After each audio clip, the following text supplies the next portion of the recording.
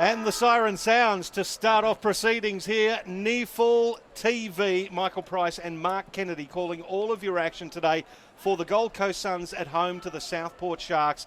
Kanga, it should be a good game, but it's going to be a tough one for the Sharks. 20 listed players for the Gold Coast Suns. Well, I think when Coach Nathan Bock, that's Southport's coach Nathan Bock, woke up on Friday morning and checked the teams, he would have known his own, but then he looked at Gold Coast and went, holy jamoli. There is 11 listed players come into their side, 20 in this side today in total. So it's going to be a tough task.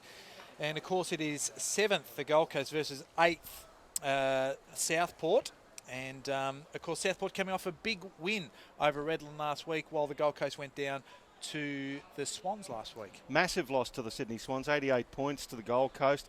But, as you say, 11 ins for the Gold Coast Suns, including AFL experience with Jared Grant, Ben Ainsworth, Jesse Lonergan, Mitch Hallahan, Jack Bowes, Brad Shear, and Brayden Fiorini, just to name a few.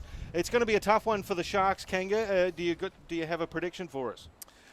Unfortunately, it's not a good one for the Sharks. I think the Gold Coast Suns, just with the sheer amount of talent that has come back into their side, they're going to be very difficult to beat. And I think the Sharks are going to do well to get within 10 goals of the Suns. And the round 9 NEAFL rising star in Cody Firewood, unfortunately for the Sharks, is out. Hamish Shepherd is a good in for them, though. Yes, he is. And of course, people will know that he finished second in the goal kicking for the Waffle last year. So he is a very capable forward, and he'll need to be very capable. And as we see Jack Anthony also going forward. So they've got a great dynamic duo down there that at least has some scoring potency.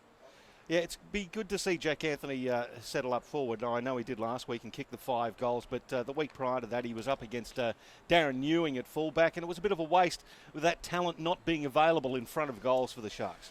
Well, I think we made mention on that call that you'd love about 3 Jack Anthonys. You'd leave 2 of them down forward and you put 1 down back the way they go. Well, we're just about to get started here at Metricon Stadium. The Southport Sharks will be kicking to the goal on your left, the northern end, and here's the voice of Mark Kennedy to get you started. And we're underway. Nichols and Thurlow. Give it to the former there. A lot of players cracking in early. Here's a chain of handballs. Comes from Shaw. Now goes forward to Schoenfeld. Handball was blocked there. Hancock did well for Southport. The ball's tied up underneath, and we will have a ball up. That's Davis underneath it there, inside forward 50. Beautiful morning here at Carrara on the Gold Coast. Not a lot of wind, Kanga. Give that one to Nichols with Shepherd. So getting it away was Nichols, but only into the arms of Seb Tape, the former Gold Coast Sun. So he's got it right on forward 50. He'll be very familiar with this ground. Big chance here. Loads up right at centre half forward. Up towards Shepherd, goes over the back of everybody, and that's out of bounds. So promising signs in the first minute or so for Southport. At least they've got the ball forward. And they need to make every post a winner when they get the ball inside 50. The Southport Sharks, they need to take their chances. The Gold Coast Suns brimming with experience. The throw in, going to land 20 metres in front of the Southport goal. Good tackle by Boston. He picks it up now, smothered. Gold Coast with the ball. With Lonergan, he's confronted, gets the handball away. Now with Shaw, they're down to the outer side looking for Curry. Curry takes the mark. Centre wing, on the outer side. Uses the right foot. Wants to kick it there in favour of Brooksby, who just lopes along, picks it up, and then hooks one inside forward 50. Southport have got this covered. Oh, has he got it covered? No, he hasn't. Fraser Thurlow, it bounced off the Manly chest. Now it comes to Fiorini for Gold Coast from 35 metres out. Could have made them pay, didn't. One behind results. First score of the match goes to the Gold Coast Suns. We played 2 minutes of the first term on NEAFL TV. Well, it's a big bread basket to try and clutch a little football like that. Fraser Thurlow, I mean, he couldn't do it on that occasion. Did look like one of those Auskick mini footies, didn't it? It certainly did, as Crowley brings it back into play. It's not a good kick, and getting there is the super boot in Trent McKenzie. I'll tell you what, if he feels the need, he could just about load up from here. Decides to go short instead, and free is Keegan Brooksby.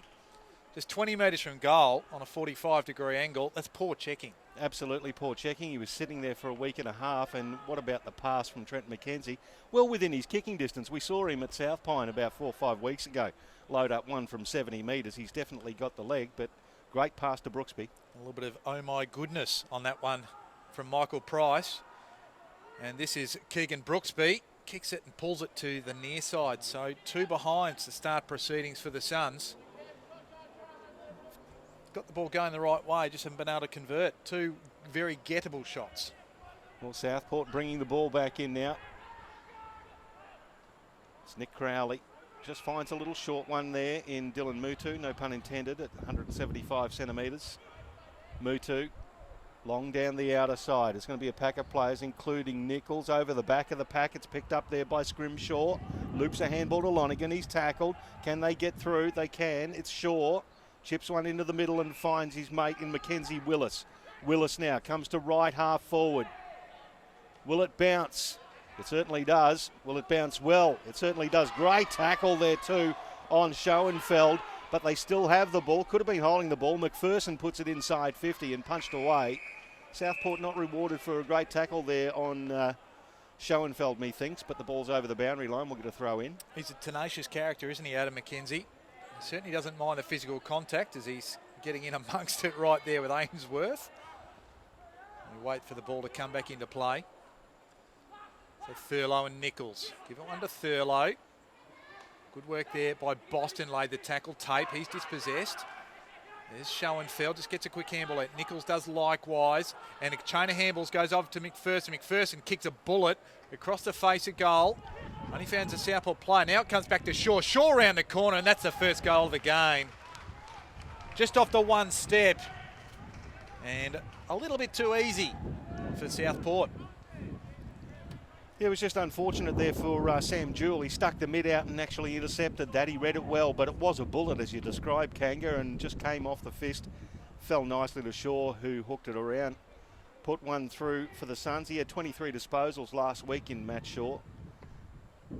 Had quite a good game and started this one off pretty well. Just had a weight of ball. I mean, we had the initial minute or so where Southport had it forward, and it's been all the next 3 or so minutes, all going the Gold Coast way, Michael. That's exactly right. And as we said, Southport have got to take their chances when it gets inside forward 50. They've got to make every post a winner. Inside 50 is just 4 to 1 Gold Coast way. So that will be an interesting stat as we go on this afternoon. Thurlow, decisive tap down. Keris. Now it's hooked out. Nice clearance by the Sharks to left half forward.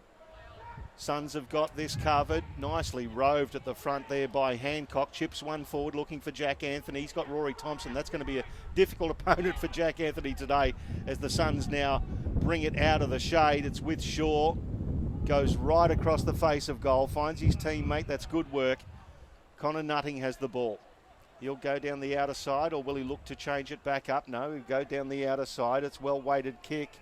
Nice bit of running there too from Jack Bowes. He puts it into the middle, looking for Nichols. Nichols had to bend down, under pressure, gets the handball away. Can the Suns get it? Oh, great tackle. Just got a foot to the ball. Keris gets the handball away. It's Hancock. He hooks it, and Southport get their first goal. It was just good forward pressure, Kanga, that brought the ball to ground and gave them a shot at the goal. Yeah, it was, wasn't it? And certainly Keris was around the play, and Hancock finished it. And just trying to pick up who that player laid that wonderful tackle was. But it's really a team effort, isn't it? It was just good pressing defence inside the forward 50. And ultimately, Max Spencer probably just held onto the ball far too long, looking for a viable option in what he did there. So you just need to be a little bit more urgent with the football and understand his surroundings a bit better. Just feeling very little breeze here at Carrara Kanga, and it doesn't seem to be favouring either end. So the Suns 1-2-8 and the Sharks one straight goal. And underway again. And coming out of the middle again, that's the Chadwick. Gets it to half forward. It'll fall over the back to Short. Short to Schoenfeld and back to Shaw. So they wax. Just kicks it around the corner. Here's Hallahan. Good to see him back in the team today. Shear just gets it going his way, but walk the ball over the boundary line. We'll have a throw in right on the wing here. One of the great experienced players in the Gold Coast Suns lineup, Mitch Hallahan, of course, 6 games with Hawthorn. Curry and Thurlow. Thurlow's going to have a big job today. A lot of mountains to climb. Scrimshaw got the handball out with no great effect. There's a man that got one out with effect, and that was Keris who got it to Boston, but the kick wasn't a good one, and finds only Max Spencer in the back pocket. So Spencer will bring it along the commentary wing. Has a man there in Curry. Nicely tapped down there, and a nice bit of roving there from Ryan Davis. Puts the ball forward. Good contest there. Jed Turner all over the top of Nichols. Now Keris puts himself in front, taken off the ball. Jared Grant speculates a handball, putting himself in well. Was Jewell immediately tackled by Brooksby. Ball stuck underneath them. And that's the intent on the ball that you want to see from a youngster like Sam Jewell, the 18-year-old. It's what they've got to put up against the Gold Coast Suns today, the Southport Sharks.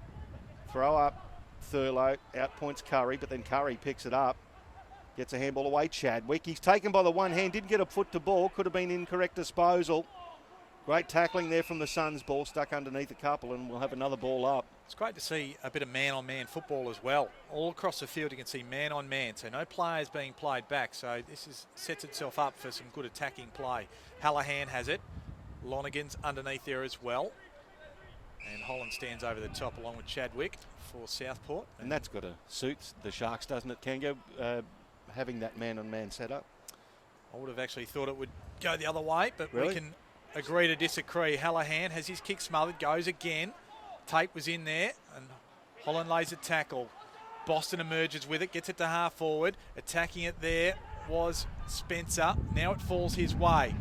Gets the handball out, does it well. Fiorini has his handball blocked, and so the turnovers come. There's Baxter into the path of Hancock. Anthony tries to help out. Now Hancock just keeps it in, does he? No. And it goes out of play. 25 metres around from Southport's goal on this commentary side of the ground. Yeah, good block by Jack Anthony. Just didn't quite work out for the Sharks there. The consummate team player he's becoming, Jack Anthony.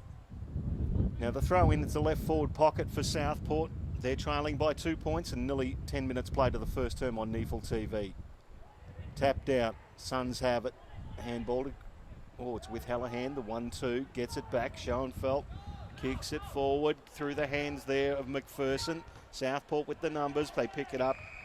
Seb Tape with the ball smothered off his boot by Lonergan and over the boundary line for another throw in. You just get the feeling that the Gold Coast have got a lot of players in this side that are of AFL quality, if not right now, but certainly down the track. And Lonergan, Fiorini, Hallahan, we know, has got that experience, so especially through that midfield. Tap down there by Curry. Hallahan gets it back to Shaw. Back to Hallahan. Now nicely worked. Gets it back to Curry. Curry kicks it in the middle looking for Brooksby. Brooksby uses his experience and his body, but well done by Jewell. Worried him out of it. Now the Sharks with the ball. Baxter looks for a pass, finds his teammate. Good kick and a juggling effort. The chook. It is the chook in Fowler. Now, he is a prolific getter of the ball inside 50, but his kicking has been pretty average at this stage, Kanga. Look, he's about a 50-50. You'd say, for season 2017. First shot, he generally doesn't get on the board early either in the goal column. Well, he'll let it go, 45-degree angle from about 45. He comes in. It's a nice-looking conveyance. It swings a little left, hits the post. So that's about as close as you can get without scoring. 1-2-8 the Suns, 1-1-7 the Sharks. 1 point the margin with 11.5 gone on the first term on NEAFL TV. So McKenzie will bring it back in. Decides to go right up the corridor, up towards Grant, just well measured. He read it best. And they go on. That was Ainsworth. So Loersch now to McPherson. So inside forward 50. They can absolutely raffle this. Brooksby runs onto it, runs into an open goal, and coast to coast football from the Gold Coast Suns. Too easy.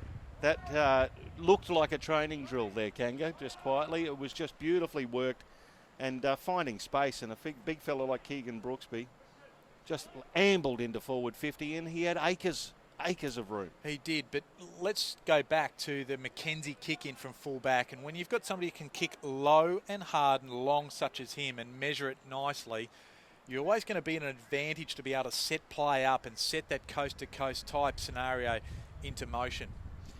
Yeah, he's a prolific getter of the ball in the defensive 50, Trent Mackenzie. He had 10 rebound 50s last week, 27 disposals as we're back in the middle.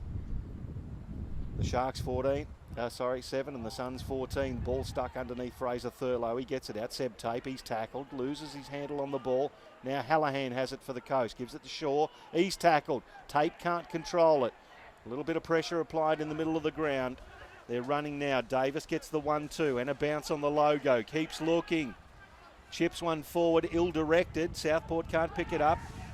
Ends up with Mutu. He's tackled immediately. Could have copped one high. The umpire says yes. So he gets the free kick, plays on. Keris gets the 1-2 back to Mutu. Chip forward, James Holland. Can he make it? He does. Still inside, defensive 50. Kicks it down the line. Finds his teammate in Adam Mackenzie. Gold Coast have set up very well. Not a lot of options for the Sharks. They will go down the line. It's Fraser Thurlow. It's a 1-on-3 here.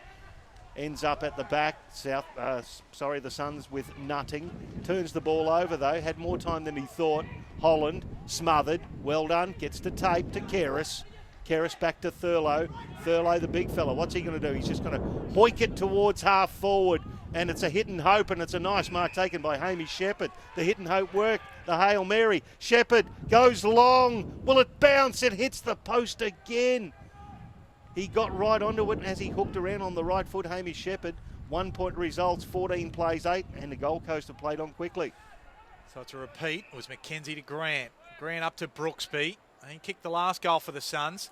It's it over the top to Spencer. Spencer, long handball. We've got one free forward again. It's big Loersch. He'll just get around one, and that was Jewel. And he goes long right to up towards Fiorini. He's got a little bit of space. It just goes off the back. He couldn't quite gather it. Gives it back to Loersch. It goes off the side of his boot. Schoenfeld comes to meet it. He's well tackled there. Good desperation from the Southport defence. Holland handballs looking for Keris, and smartly, methinks, maybe just disguise it over the line for a throw-in. Just missing by a metre. Not a bad effort there. So it's a throw in at the right forward pocket for the Gold Coast Suns. They're peppering. They lead by 6 points with 15 gone in the first term. Thurlow over the back.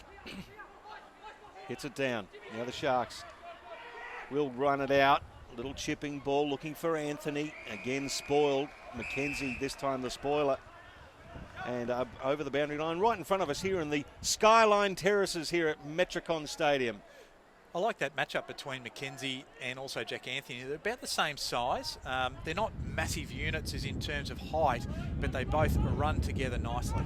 Yeah, both around about 190 centimetres. Ball down. Lonergan. Handballs backwards. Gets the 1-2. He's looking in the middle. Handball across now. Looking for the lead inside 50. Southport should have this covered. It's going to bounce at the feet of Tom Nichols, though. Certainly does. Gets it now out to Crossley. Crossley, let's go from 45. The big fella, the 18-year-old, the 17-year-old, turning 18 this year. In August. He's a man mountain. Just lets it go from 45. Gets another one for the Gold Coast Suns. Well, Braden Crossley, he's played for Southport as a 16-year-old last year. And, of course, he's part of the Gold Coast Suns Academy. He gets the ball, and as you said, rightly described him, a man mountain he is. And I think a lot of the work that's gone into him is around his agility around the ground, because we certainly know he possesses the physical attributes to really take a game on, even at this level at his age. He's a young man who's just going to get bigger and stronger. If he can continue with that athleticism, he's going to be quite an imposing figure as he enters in the second and third years of his career. Ball again. Well done by Turner. He's in the middle, opposed to Nichols. Keris, he was looking for the free kick as he went to ground. Umpire said no, and we'll ball it up. So still in the centre circle here at Metricon Stadium. Tackle there by Shear on Keris. Underneath there is Chadwick. Noticeable by his black boots. I've got to tell you, Pricey, you don't see too many players getting on just playing black boots anymore. It's old-fashioned but wonderful. Trying to go off the ground there was Turner. Didn't quite work out for him. Schoenfeld tried to get it to Fiorini. He on hands and knees. Keris, he gets it back to Boston. Gives it to McKenzie under pressure. Boston has to try and barge his way through. Schoenfeld lays the tackle. And the umpire will ball it up. So just forward of the centre circle, Gold Coast way. It's a great tackle there from Schoenfeld. Boston really putting himself in hard. Young man ripped him down. Nichols taps it down in the Fiorini direction. He can't quite pick it up. Southport with the ascendancy. They can't quite pick it up. Now they turn it over. Ryan Davis for the Suns. Chipping it forward. It's a beautiful pass. Finds the big man in Curry, 70 metres from goal. He's got a lead on and he hits him up. Oh, it bounces off the chest there of the young man in Crossley. Gives it back to Lonigan. Tackled. Now back to Crossley from 50. Has a go at his second in a minute. And it just fades. One behind result. So the Suns move to 3-3-21. The Sharks 1-2-8. 13 points the margin with 18 gone in the first term. It's been lively early. As we see Keris get the ball from fullback. The man who kicked it in was Crowley. So in the back pocket, out of side. Keris decides to go with the hands. Over the top. Thine is his target. He's dragged down from behind by the opposite 27 in Ainsworth. So well done to him. He's right on forward 50. Kicks it to a dangerous spot. Loersch with the target. There's Big Crossley. Gets it off to Grant. Grant opens around the corner and squeezes it home. So that's another for the Gold Coast Suns. And they're away 4-3-27. Southport 1-2-8. The margin now is 19 points. Started with a great tackle from Ben Ainsworth, number 4 in the 2016 AFL draft, taken by the Gold Coast Suns. He puts it into the middle. Well done to Braden Crossley. Controlled the ball again, the man Mountain, and just fed it out to Jared Grant. He is not going to miss a goal from there. 81 games experience with the Western Bulldogs, 13 with the Suns. Kicked a bunch of goals as well. And you see Coach Nathan Box already made a change to his forward structure. He's pushed Hamish Shepherd back to play on Big Dan Curry. Need a bit of size down there. In fact, he's a free man as Turner comes back. So they've got the loose inside defensive 50, and that's the big fella. Boston is taken down. Could have copped one in the back. No, he fell forward, said the umpire. Good decision. And we'll have a secondary bounce. Like the way Davis has gone about it early too. Just coming back into the side. Now Fiorini gives it to Hallahan. Hallahan back to McKenzie. McKenzie spots a person up, and that's a beautiful kick again. McKenzie just didn't blaze away. Just chipped it in front, and it's Ben Ainsworth again. Takes the mark, and he'll have a shot directly in front from about, well, he'll have to kick it from 50. Ainsworth coming back from a badly corked quad, and you see his left quad is heavily strapped. He had a number of weeks off, so it was obviously a pretty substantial injury for him to be out, I think, for the best part of 4 to 5 weeks. Let's see how he goes on the right shoe here from just inside 50, going for distance. He's hooked it on the line. Curry went through his hands, and another behind for the Suns. 4-4-28, exactly 20 points in front of the Sharks. 1-2-8. Well, inside 50 is now 10-7 the Gold Coast way. Possessions are 98 to 37. That tells the tale as Crowley plays on himself. Goes to the outer side. Looking for Big Thurlow. Crossley was over the back and the ball will spill out of bounds. So what about that? 98 possessions to 37. Controlling the ball, and you just got to think that the weight of those numbers will eventually tell the tale on the scoreboard. Throw in. 80 metres from the Gold Coast goal at left half forward, outer side here at Metricon Stadium at Carrara. Tom Nichols comes away with the ball. Oh, Jack Anthony puts himself in, takes everybody out, but leaves the ball behind. The Suns have it now. It's with Thompson. Thompson looking for Curry. It bounces in front of him. Controls it with the one mitt. Did well, the big fella in Curry. Got the handball back. It's Speculator. It's Shaw. Picks it up. Gives it back to... There's Nutting. Nutting puts it in, and that's a nicely delivered kick. And so's that from Crossley. Schoenfeld interjects. Can't quite take the ball. They've still got chances here, the Suns. picked up there and shot for goal from McPherson. That goes across the face and one behind results. But just a couple of kicks there can go low and hard. Makes it hard for the defenders. Well, what about the one from young Nutting as the academy player? That was an absolute beauty as Southport bring it out. They've got a little bit of space now. That's Lancaster, goes up the wing. He finds a teammate who in turn just finds Thurlow. That was Hancock with the kick to Thurlow. So the big man was on the list at Essendon and also played in the SNFL with Woodville West Torrens, Keris, and gets it down, goes off hands as the cavalry arrive, including Davis to get the ball over the line. Half forward out of side for Southport. So 21 points the margin in favour of the Suns. Sharks doing well considering the weight of possession in favour of the Gold Coast. Curry versus Thurlow. Curry double hands it down. Now they'll get the clearance and get away here. Down the outer side, Fiorini has a bounce. Has a weight. Gives it back to Shaw to Schoenfeld. Down there into the waiting arms of Brooksby at the back. It bounces Crossley. He runs in. The big fella turns her over and dribbles another one through. His second. The Gold Coast get their fifth. 5-5-35 to the Sharks. 1-2-8. And we played 23 and a half of the first term. Well, they just lined up through the middle of the ground once they won the ball, didn't they? And it ended up with Schoenfeld, who, geez, he looks like a lively type. He doesn't mind getting in and under, but he also has that breakaway speed of the toe, as you said, Pricey. And, of course, Crosley just at the foot after Brooksby's the man that contested the footy. Just notice that bounce down the outer wing as well. So they bounced it very close to the ground. I think it might have been Fiorini, just because it's a bit dewy. Yeah, and doesn't want to say, what's intelligent football, knowing your conditions as well. Adjusting to what's happening. The Gold Coast Suns nicely as they steam away. Keris gets it off to Tape. Tape with the left foot. Goes out and finds Thine. So Tom Thine loads up on the right. Goes inside forward 50. Anthony's the man. Pushed under it by Thompson.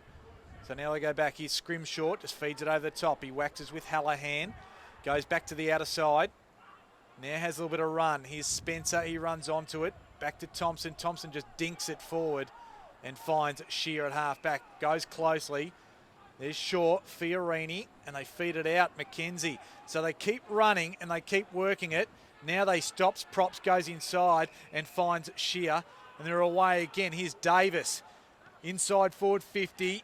At the back's McPherson. And he takes an uncontested mark. It just got over the back of the big fellas. And McPherson, he just read it best. He did, Kanga, and it was nicely tied up. Crossley at the front of the pack took care of a couple of defenders.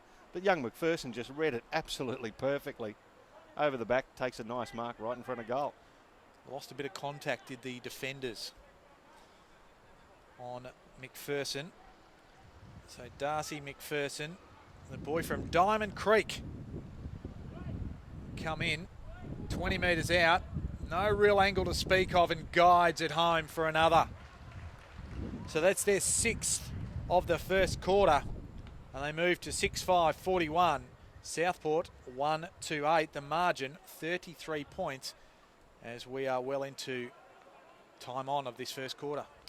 We've now had 3 goals, 3 unanswered since Southport scored last. Their last score was behind. So 6 minutes into the first term, they scored a goal. And it's been the Gold Coast Suns ever since. And as you say, Kanga, the weight of numbers, possession-wise, the Suns have got it all over the Sharks at the moment. Well, it's a run and carry. It's 49 kicks and 77 handballs. So it just shows the run that the Gold Coast are prepared to put into their play. 26 kicks, 21 handballs. Southport, a big differential. Curry versus Thurlow. I'll give that one to Thurlow, but it's taken by Hallahan. Breaks through. Good clearance. Kicks it. It's a wobbler. And it's ill-directed. It's taken by... It was actually Jesse Moffa for Southport. Handball off now to Hamish Shepherd. He kicks long to the outer side. Good mark. Taken by Shaw. Puts it back into the middle of the ground. Hallahan, who's enjoying his day out so far, kicks it to Curry. And he chips it forward, looking for Nichols. And he's stolen that one. Man at the front was probably the first to touch it. Umpire comes in and says, no, I'll call it a draw. And that's a fair enough decision, I think. But it should have been play on. Play on. Either way, it's deuce. and it goes down to the Gold Coast. Brooksby out of the ruck contest, kicks it forward. He was being held out of it, Cameron Lewis. The ball underneath several in front of the goal square, and it was Brad Shear who's the last to get up with it. I think that split-second decision, the umpire just was really undecided whether he was going to pay a mark or play on. In the end, he said, no, give it to me. Yeah. In the end, I think the result was okay. No harm, no foul. Here's McPherson, kicked the last goal. Brooksby turns and tries to kick quickly. Instead gets a handball away. Shepherd comes through for Southport, manages to squeeze it out. Chain of handballs ends up with Mutu. They're away on the outer side. Thine is the man who leads the race. And Scrimshaw was there as well. And he just hurt himself a little bit there. Thine. Ball out of play. Some 70 metres on the outer side. Gold Coast Suns attacking. So Curry and Thurlow. Thurlow had front spot. The big body of Lonergan. Gets it inside 50. Lines him up. Goes around the corner. It's across the face. Shepherd's there. It was a 2-on-1 for Southport as he and Keris had Nichols to contend with for the Gold Coast. And the ball goes out of play in this opposite pocket. Commentary side. And that is about 20 metres around from the Gold Coast goal. You can just hear in the NEAFL TV microphones that wind's just starting to spark up here. It is. We are up high in the Skyline Lounge, the fourth floor here at Carrara, Metricon. Great bit of work there, kicks it through, one behind. It was the young fella in Darcy McPherson who took that great mark before. Bust his way through the pack and unfortunately sprayed it to the right. So 6-6-42, plays 1-2-8. It's now 34 points the margin. Southport bringing it back in. So Mutu goes long and only managed to find Big Curry. And you can't get through him. Pardon the pun. Gives it to McKenzie, who in turn gives it to Thompson. So Rory Thompson coming back after a long layoff. And he kicks in short, unable to take the mark there. It was McPherson. Here he is. Rogers comes through. He's besieged by some Suns, one of which is Jarrett Grant, thrown to the ground. Umpire says, I'll have it and I'll ball it up. Yeah, they're just holding on right now, Southport. You can just, the damn wall, it could be breaking early. Boston, the Mexican wrestler, gets the handball over the top, finds O'Shea. Now they're moving it well by hand, but Fraser Thurlow can't quite hold on to it. Back to Keris. What are they going to do here? Oh, great tackle that was. Magnificent bit of work. Taking the ball off the Southport player, but he just came out of nowhere, did Mackenzie Willis. Showed extraordinary pace, but the tackle stuck Kanga. Didn't let him through. Just in this day and age of AFL football, you don't see players attack a player like that. Usually they're so used to zoning off to not let them pass. But Mackenzie Willis, man, that was a fantastic, aggressive piece of work. So the 21-year-old Tasmanian, that was a great tackle, but it was a shocker of a kick. Out of bounds on the full, be a free kick to Southport. It'll go to Hamish Shepherd in the right back pocket. Just undid his good work there with an average kick. Yeah, he did. So Shepherd is long at the back there, measuring it nicely. That looks like Davis. In fact, it's Scrimshaw. Scrimshaw, he'll come laterally to the commentary side of the ground, looking for the man I called. And Schoenfeld goes back to Spencer. They'll put themselves under a little bit of pressure here. Hancock, he comes in to apply it. They've made a bit of a mess of this Gold Coast. Schoenfeld's there. Baxter lays a good tackle. The ball spilled to ground now. Shaw gets it out to Lonergan, who goes back to short. Now they'll go right back. And as Rory Thompson takes the mark, the quarter-time siren sounds where we see the Gold Coast Suns 6-6-42. The Southport Sharks 1-8. Michael, it's been a dominant first half by the Gold Coast Suns, led by their possession count, 146-57, inside 50s, 17-8. And the goal scorers for the Gold Coast Suns, Crossley's got a couple, Shaw, Brooksby, Grant and McPherson. And Hancock's your lonely goal kicker for the Southport Sharks. They are holding on here, the Sharks, and when you consider the Suns have got 20 AFL listed players up against the side that is below them on the ladder, I think they've held on reasonably well so far, Southport. I think the tide will keep on coming just yet. But we'll have a break. It is 34 points in favour of the Gold Coast Suns.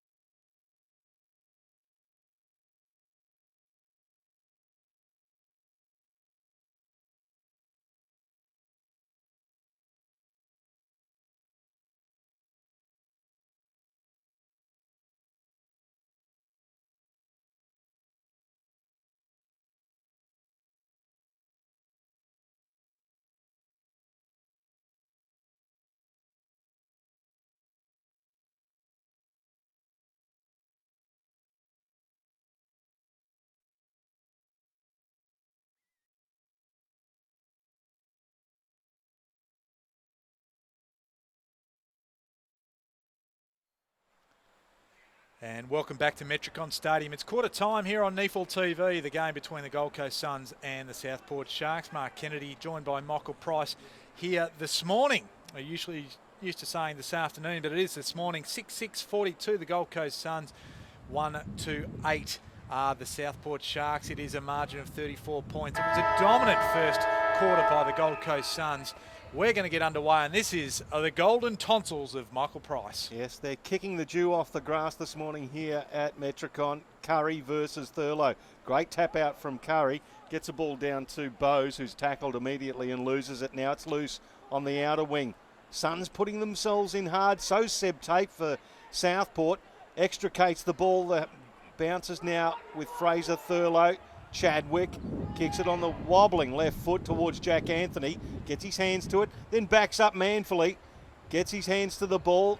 So does Schoenfeld, who did well, but he turned it over and gave it to Fowler. It's still loose on the boundary. It's going to go inside 50. Anthony with another shot, but Rory Thompson had his fist all over it. Schoenfeld had his handball cut off. Still in close quarters. They're just shooting little handballs here, and they're all getting intercepted. Fiorini gets it to Hallahan, to Schoenfeld. Loops one over the top. Can they get out? Davis just gets around Hancock. Shoots a handball over. It'll go to Nutting, and he'll go off down to left half forward, and that's a great mark that's taken by Keegan Brooksby. So Brooksby just shoots it inside forward 50 and putting the leg out to try and protect himself and take a very good mark. That is Shear. So Yes. Brad Shear had some AFL experience this year for a couple of games. So the boy from Palm Beach, Currumbin, just down the road, south of here, will line up, shoot from 45 degrees. Although he's posturing to kick, and he does so now, that's poor checking, and he finds Hallahan, who just opens up the angle nicely. Yeah, it opens it up nicely. He was never looked 100% confident there, Shearer. The wind is now favouring the end that the Gold Coast are kicking to, which doesn't augur well for Southport just quietly after that first term. But it was a well-weighted kick to Mitch Hallahan. His experience should see this one home. So Hallahan, 11 first quarter disposals. Comes in, shoots it. It's fading to the left, and one behind opens proceedings on the scoreboard for the second quarter, extends the margin to 35 points, and we have played a little over 2 minutes of this second quarter. Well, it was for a player of his experience, that was a very gettable goal. Brought in by the Sharks in front of Thurlow. He was taken down by Nichols. Kerris, he puts his hands in as per usual. So does Fiorini. They can't quite get their handle on the ball. Bodies everywhere. Seb Tate tries to lock it in. Just standing there. Up comes Schoenfeld with the ball. And there'll be a ball up. 60 metres from the Gold Coast goal. Curry gets it down, but it's picked up by Seb Tate. He wobbles a left footer. Comes off the knees there of Max Spencer. Over the boundary line. We'll get another throw in. It's on the outer side between the wing and half forward for the Gold Coast Suns. Tackles are fairly level for the day. Hit-outs fairly level. Inside 50s are 18-9. And clearances going, and that's obviously Gold Coast way, and clearances 13-11 Gold Coast way as well. As West just hits it back towards the boundary line. Here's the Chadwick, just tries to feed it up, doesn't do it very well. West just rips Shaw off the ball. Hallahan emerges with it, goes right to forward 50. Grant was the target, he couldn't take it. Crowley's there, gets a handball off to Mutu, not sure where to go, he's under pressure, turns it over. Grant, he was under pressure too. Then Turner to McKenzie, just wobbles one forward with no great effect. Well done by Schoenfeld. McPherson, and gets the ball off. Fiorini doesn't finish, or he does, but only with a minor. So the margin 36 points. Being a little wasteful, the Gold Coast Suns. They've had enough chances, haven't they, Pricey? Well, when you say there's 19 inside 50s, 14 of those have been scored from. So at least they're doing something with it. Chadwick kicks long, left half back, and that's easily taken there by Curry for the Gold Coast Suns. He sees somebody in Fiorini across half forward, chips it to him, he takes the mark. Fiorini loops around on the left foot at the back of the pack. Jared Grant reads it well, the left footer, and he just put it a little bit too wide and out of bounds on the full. Had a little bit more time there. did Jared Grant. So being a bit wasteful in front of the Gold Coast Suns, and that can happen when you've got the ball on a bit of a string. Well, I think more so, we're talking about probably gettable shots. And certainly in that first quarter, there were a few that really a team and players such as those in the Gold Coast Suns should have done better with. And talking about doing things better, that isn't something done better by Southport as they kick it out of bounds on the full. So the Gold Coast Suns will be able to reload very quickly through Mitch Hallahan. Starting the quarter with 2 behinds and 1 out of bounds on the full. Not the way you wanted to start. So 70 metres from goal. Just checking where the mark is. And we're going to have a throw in. That's come touched off the boot, has it? It took a while for everybody to pick it up, including me, I've got to tell you. But it was obviously just touched off the boot because it came back from where the ball was initially kicked by the Southport player. So throw in, left forward pocket. Gold Coast Suns leading this one at Metricon. Ball bounces, Mitch Hallahan reads it beautifully but can't curl it quite back around. He kicks it out of bounds on the full. So 2 behinds and 2 out of bounds on the full to start the quarter for the Gold Coast Suns. It'll be a free kick in the left back pocket for the Southport Sharks. Be taken by Nick Crowley. I'm just waiting for the ball to come back over the fence. Of course, we are playing the curtain raiser, so there's not a lot of players, not a lot of the crowd around at the moment. There's a few vendors setting up their stuff over the back there, thankfully. They've got the ball back. And it's on the roof. I didn't realise it's actually on the roof of the sponsors box there. That's the problem. Oh, there you go. Well played there by one of the Suns members. They're bouncing up underneath that roof and just tapping it forward. Cleverly done. So a bit of action off the field. Kanga. And a beautiful kick too. Put the ball back over the fence by the young lady. So it's Crowley to bring it back in. Goes up the outer side, long. Tall timbers there. Thurlow's the one. He couldn't quite grasp it. Spencer was right there. Willis. Keris gets the ball out to Alberto Del Rio, or Andrew Boston as we know him. And Chadwick has his kick smothered and goes out of bounds. It is the best come to clean the pool moustache in Australian football is Andrew Boston. Only matched by his father. He used to ironically coach me. Western Districts under 17s. G'day Neil if you're watching. Well played there, Kanga. Kanga. It was Curry. Gets it down to Shaw. Loses the handball. What do the Gold Coast do now? The ball is loose in the middle. Spencer chips it forward. Now the run here of Willis. Let's go from 40 metres, and he straightens one up for the Gold Coast. That's a better finish. 7th goal for the Gold Coast Suns. 7-8-50 plays 1-2-8. At times, you think they're just doing a couple of training drills, don't you, the Gold Coast Suns? Just their run and carry and their way to open the ball up. It looks well structured, it looks well formed, and on that occasion, it was well effective. Yes, this could break out into an uncontrollable margin before half-time, Kanga. Southport haven't scored since about the 8-minute mark of the first term, and that was a behind. The only goal came in the 6th minute of the first term. And you just can't see them scoring at the moment either, unfortunately, because they just can't get the ball even to half forward with any great effect. As Tate rips off the ball, there they go again. Here's Fiorini, got it from Lonergan. Lonergan, he'll have to try and go get it again. Now Southport take it away. Here's Tate, who got it from Thurlow. So it's at half forward. The chase comes on. Here's Rory Thompson, the seasoned defender. Gives it over the top. Gets it to Scrimshaw. He's wrapped up by Baxter, but manages to get a handball out. Lonergan stands in the tackle. Gives it to McPherson, who in turn to Fiorini. Now to Scrimshaw. His kick wasn't a good one. He tried to hit it too hard, too much. Holland from Mutu. Inside forward 50 now. So here's a chance.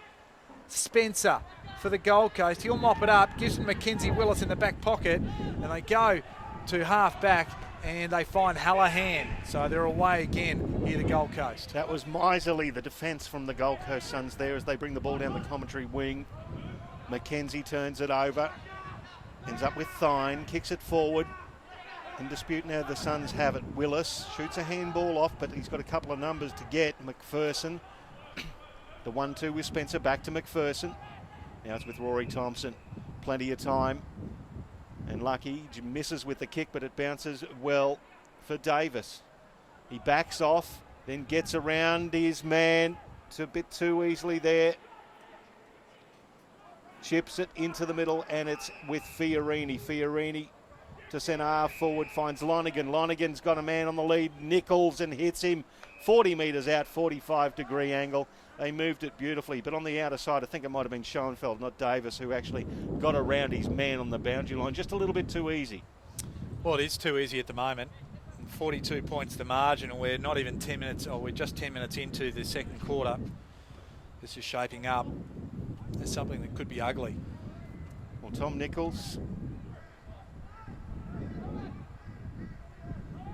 deliberate approach. He kicks from just beyond 45. It starts left, it falls short and goes through off hands for one behind. So not making them pay as much as they could. 7-9-51 is the Gold Coast Suns score. 1-2-8 to the Sharks with 11 gone. Second quarter on NEAFL TV. This is Mark Kennedy. So Crowley takes it to the outer side again. Thurlow is a target. Keeps the ball in and then goes off the ground to get a little bit more meterage. Here's Fowler. Has his handball smothered by Spencer. So they turn it over. Schoenfeld. Tackled by Boston. Well done there. Alberto Del Rio.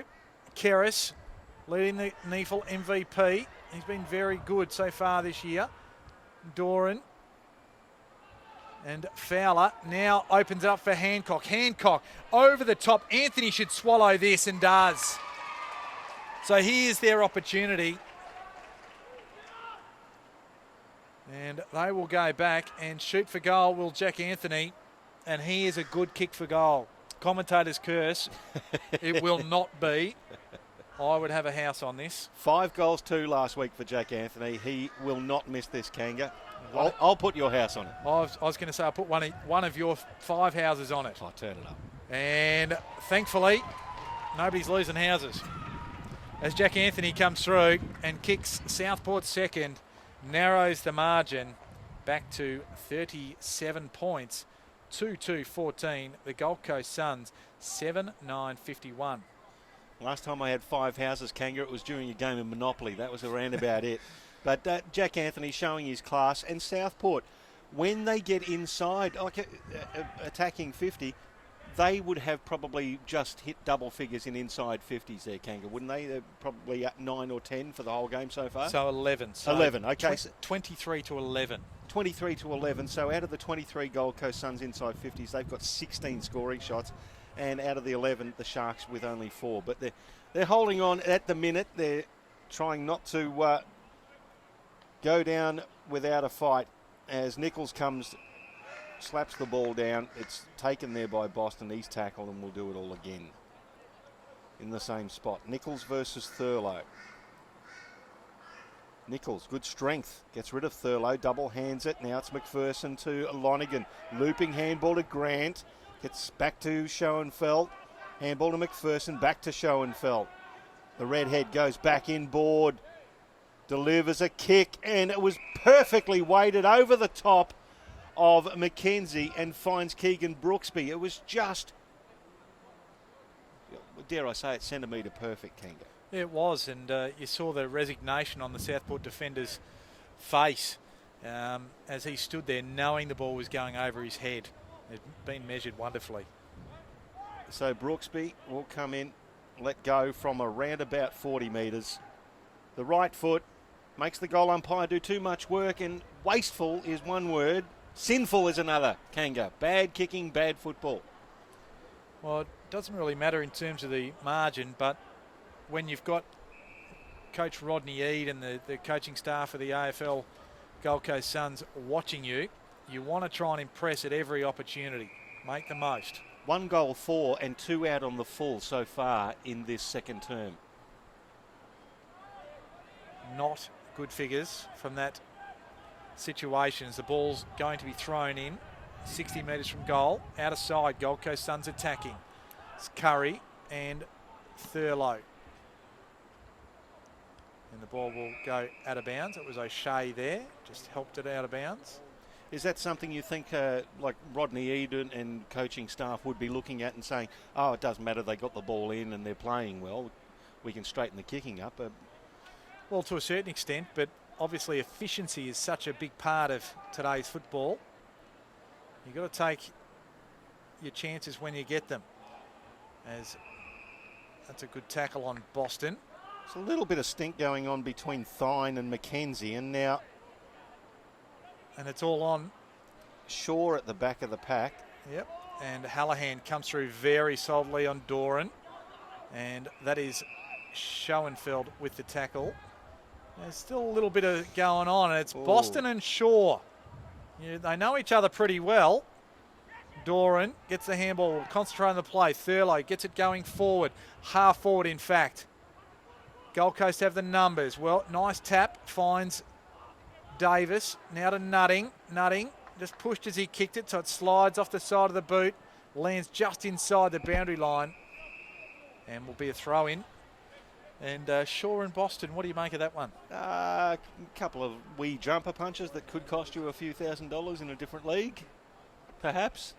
And former teammates who maybe aren't seeing eye to eye anymore. Might be shouting each other a coffee after the game, who knows. The throw in, Thurlow gets it down. Hallahan, he can't quite accept the ball. It's going to go towards the boundary line again. It was taken over there by Jack O'Shea, and we'll get a throw in just between the wing and left half forward for Southport. They've sort of stemmed the tide at the moment. 16 minutes gone in the second quarter. 38 points the margin in favour of the Gold Coast Suns. So Curry got the hand on it. Coming through there was Holland. Met solidly as he kicked it. Fowler pushed his opponent off the ball. That was Spencer. Now wheels around. Inside forward 50 he goes. Finds Baxter. So well done by the Sharks on that occasion, finding the lead of Josh Baxter. Well, if he kicks this, the Sharks are actually leading this quarter, which is an amazing turnaround from the first quarter effort. 34 points down. And Josh Baxter's not a bad kick for goal generally. Got one last week. Coming off the back of 2 seasons with Labrador, resulting in 2 premierships. And Baxter, he put the arm up early because it came off sweetly. And that's a third for Southport. They move to 3-2-20. Gold Coast 7-10-52. And a little bit of a spurt and a little bit of fire and enthusiasm shown by the Sharks.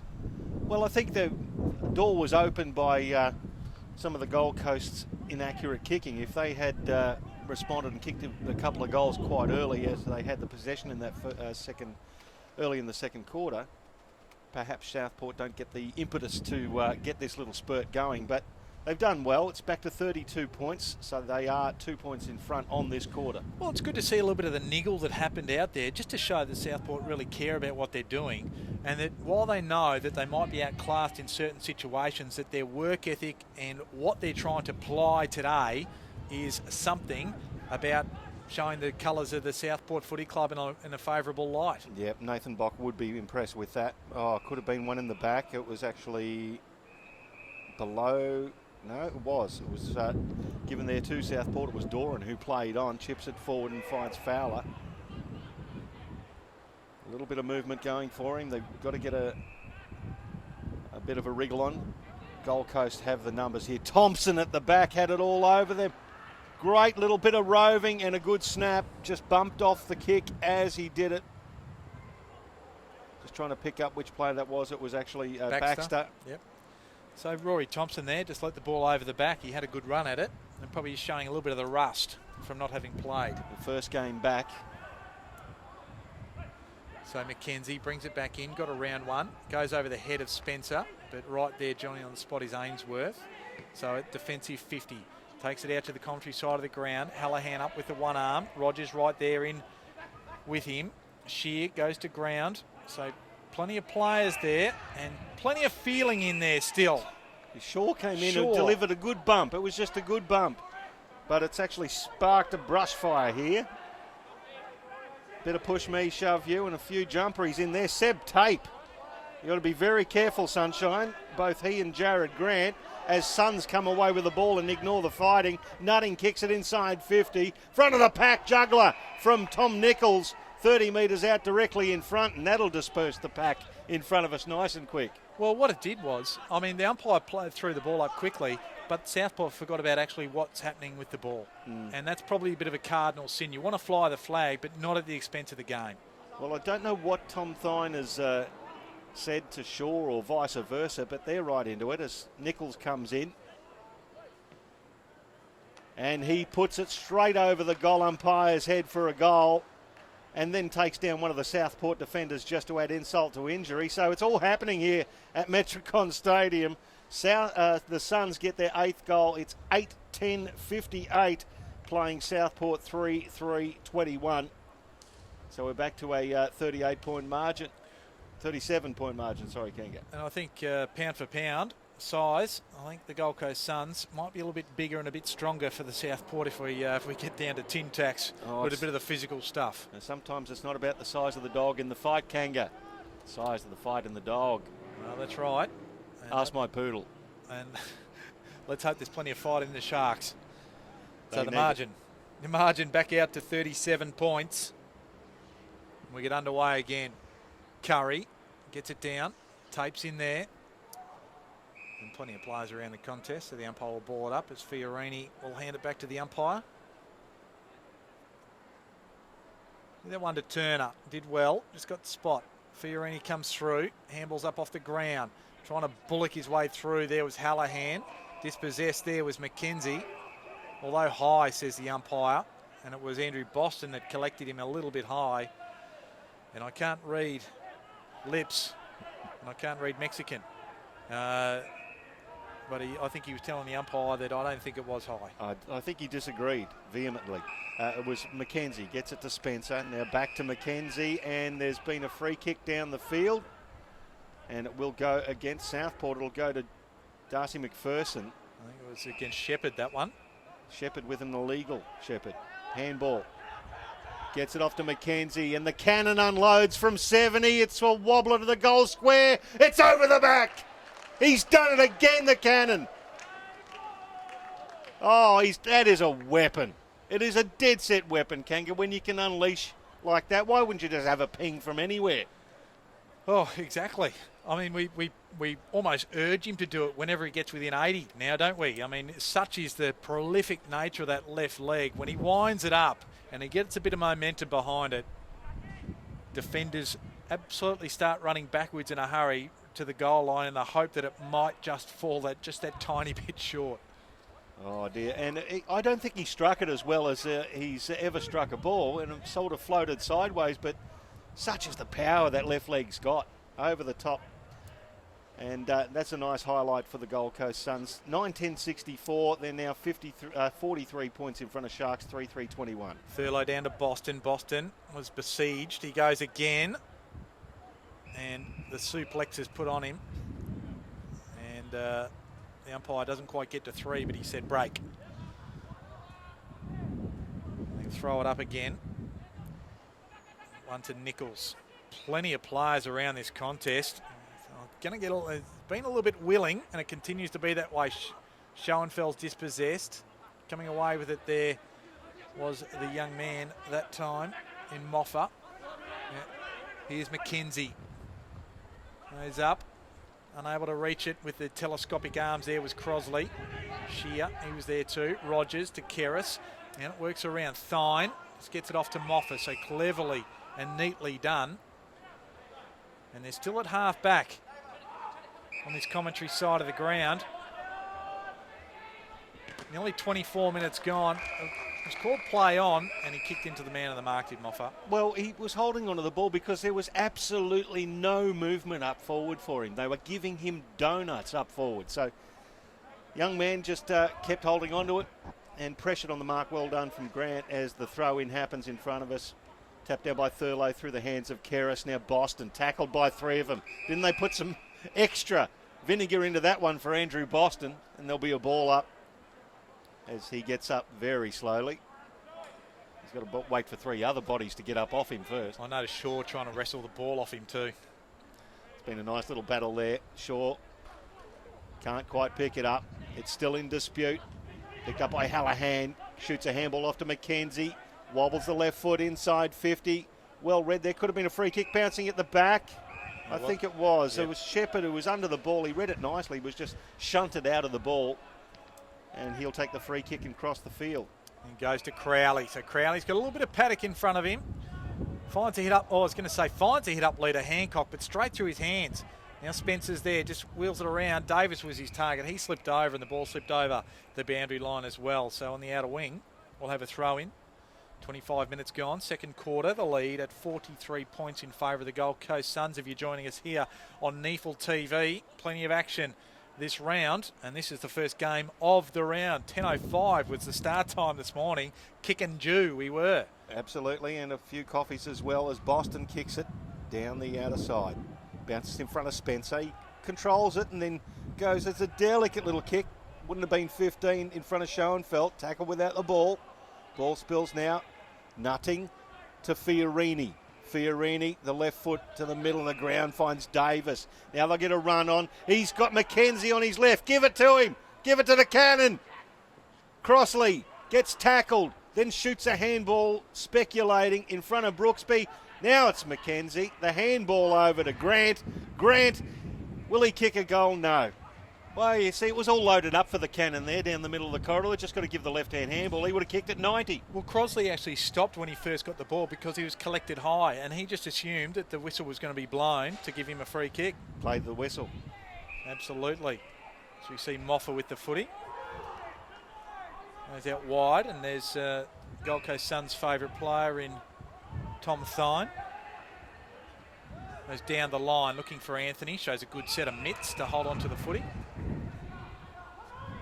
That's what he is best at. Just running and meeting the football on the lead. Gives it to his forward partner in Josh Baxter with Hamish Shepherd going back. Asked to play on now. Kicks it high. Thurlow just went to try and take it on the chest. Nichols got the big fist. Davis comes through well. Now to Lonigan. Fiorini, they're attacking 7-8. They skipped a few numbers and got it to McPherson at 44. He goes long over the top of Shepherd, but just to the far side and through for a point. The margin out to 45 points now.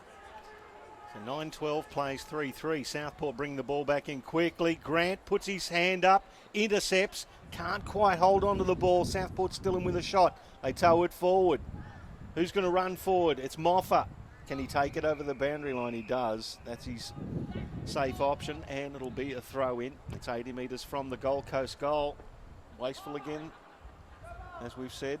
3 goals, 6 and 2 out the bounds on the full in this second term to the Gold Coast Suns.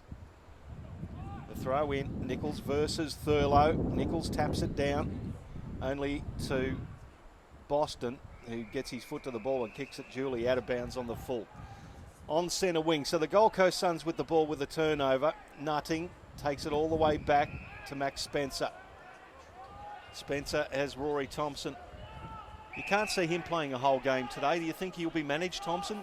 Oh, look, I do. And running into one of the Gold Coast Suns officials earlier, it was suggested that Thompson, Hallahan and also Ainsworth might be managed with their game time as they return from injury.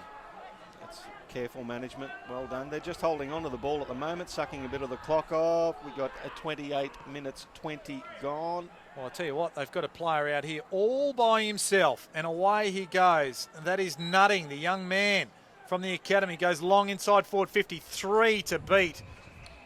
Was Loersch, and it was Shepherd who took the mark and getting up a little bit gingerly. Of course, he's only coming back off a shoulder injury 2 weeks ago. It's up and goes to Crowley, just up the ground. He just might be favouring that shoulder as the left shoulder. We'll have a look as the Southport bring the ball forward.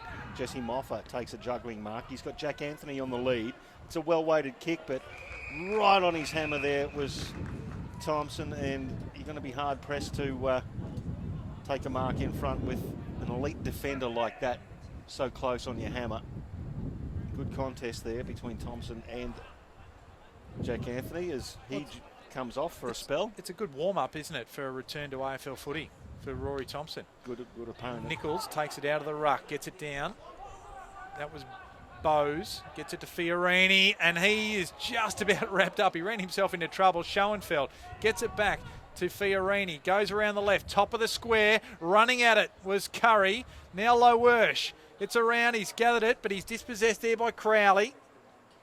And Southport might get out of trouble. No. The kick found Shears, who in turn goes back and finds McPherson in a better angle, or on a better angle.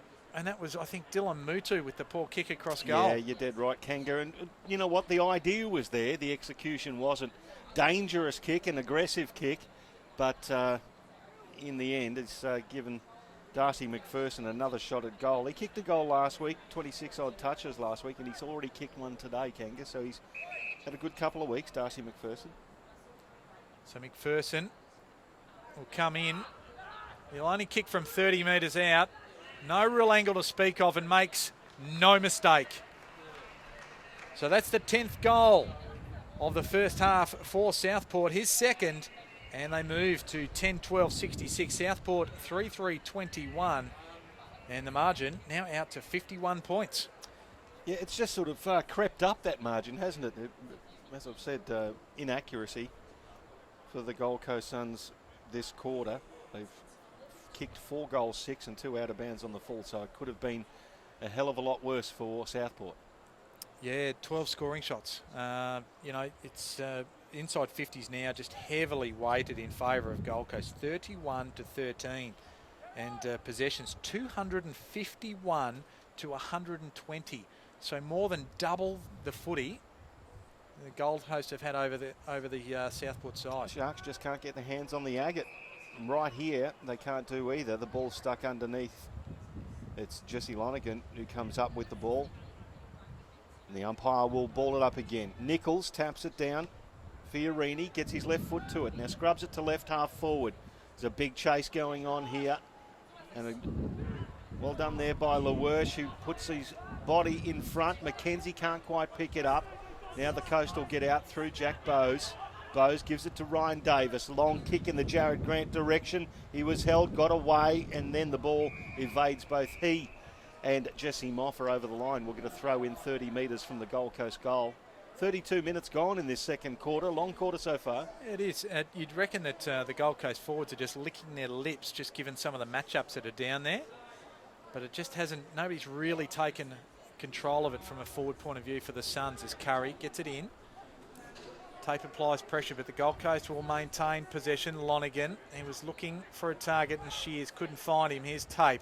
Gets it off to West. West still at centre half back. Now to Baxter. Now to Boston off one step. Puts it in the path there of Holland. So well done. They've got a little bit of space to move. Now this next few kicks are going to be the problem.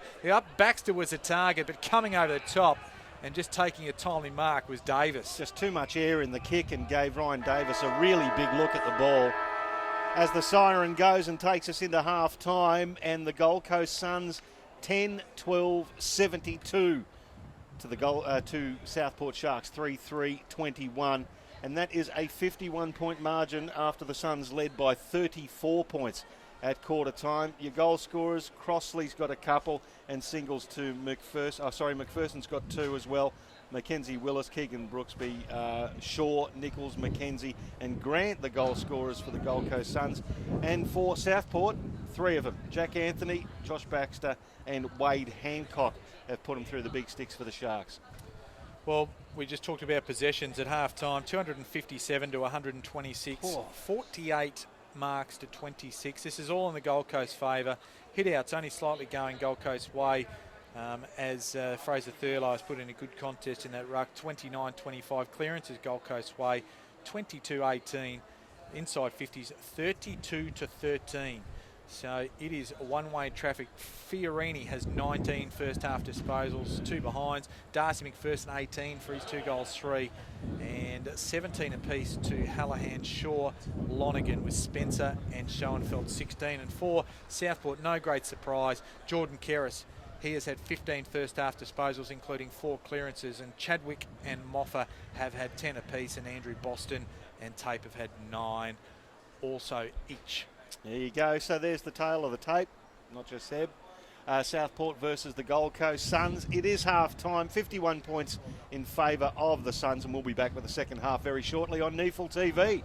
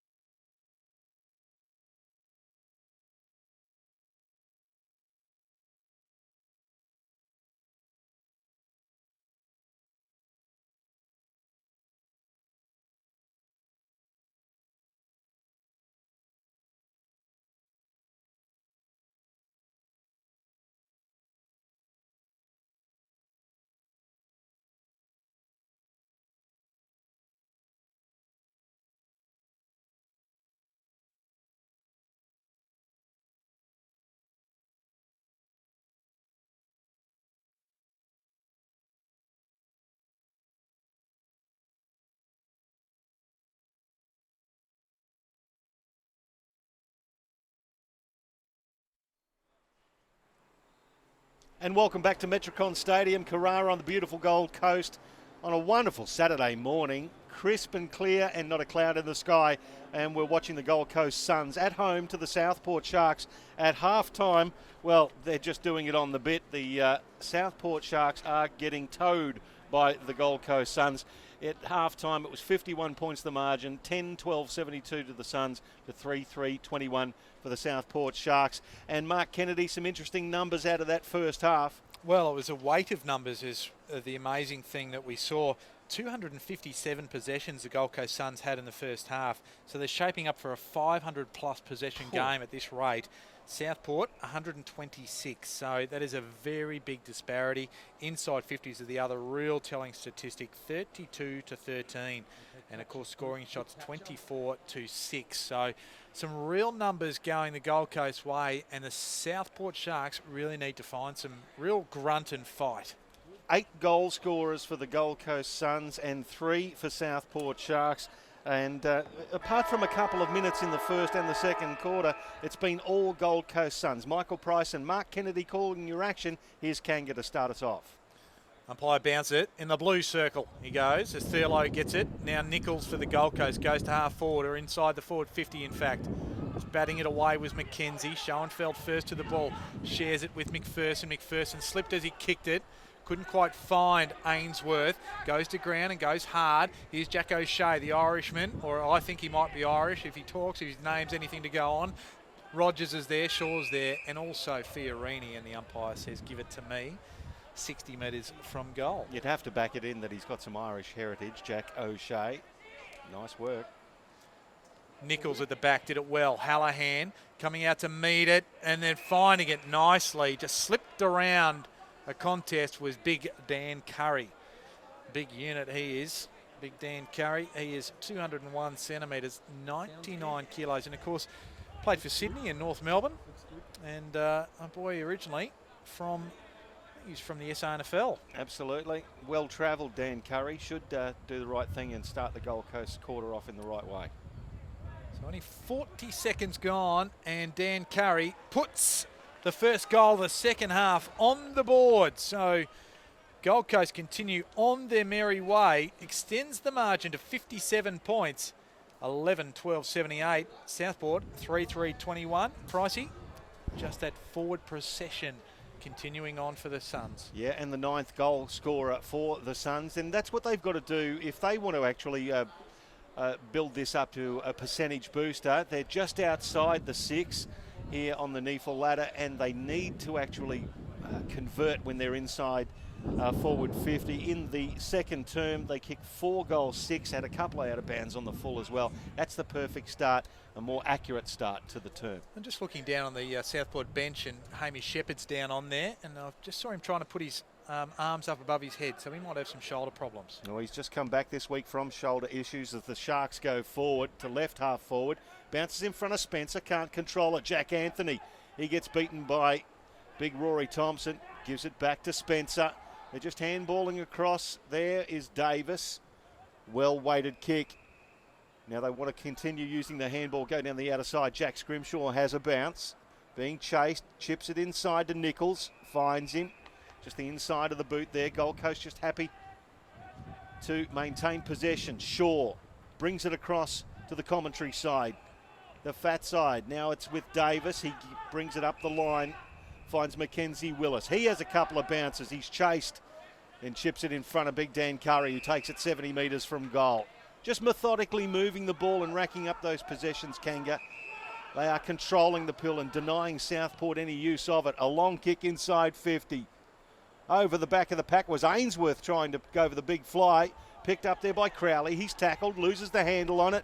Now it falls to Fiorini, hooks one around, and Keris, who's leading the NEAFL MVP at the moment, takes a mark right on the line, saves it for Southport. He has been a shining beacon for the Sharks this year. Yep. With a few. He won't. That doesn't shine out like a beacon. Or if it does, not in a good way, because he kicked it straight to Shear. Shear, inside forward 50, Nichols. It's over the back of him. Just emerging with it now was the young man on that occasion in Jewel. Middle of the ground. In fact, it goes, ricochets around. And Mutu, he's taken high. So he'll win the free kick inside the centre square here at Metricon Stadium. Feeds it off quickly, the run of Keris. Keris just up to possession number 18 there, gets it to Boston. Boston over the back finds Anthony. Still 55, 60 metres from goal. Looking for a short target. Fowler's the man who runs onto it, and he can go back and shoot for goal. So reasonably well constructed there by the Sharks, and it's going to come about with a shot at goal to Matt Fowler. Well, Matt Fowler, he's on an angle, and again, as we say, he's only 50% from his forays inside forward 50. So he's only half a chance to kick it, basically. Just the one behind so far this afternoon. It was the first shot of the game, I believe, if my memory's correct. It hit the post. It comes in. Let's go from around about 45. It's across the face of goal. Anthony at the back of the pack, and Tom Nichols just stood tall, took the mark, basically uncontested as Anthony was held out of the contest. So big Tom Nichols asked to go now. Here's the handball around the line. Thompson just handballed it to nobody. They'll eventually come away with it. So chain of handballs eventually finds Matt Shaw, who gets it off to Scrimshaw. Big raps on this kid. He'll grow into his AFL career at some stage. Just gets it out wide. So still at half back. That was Spencer.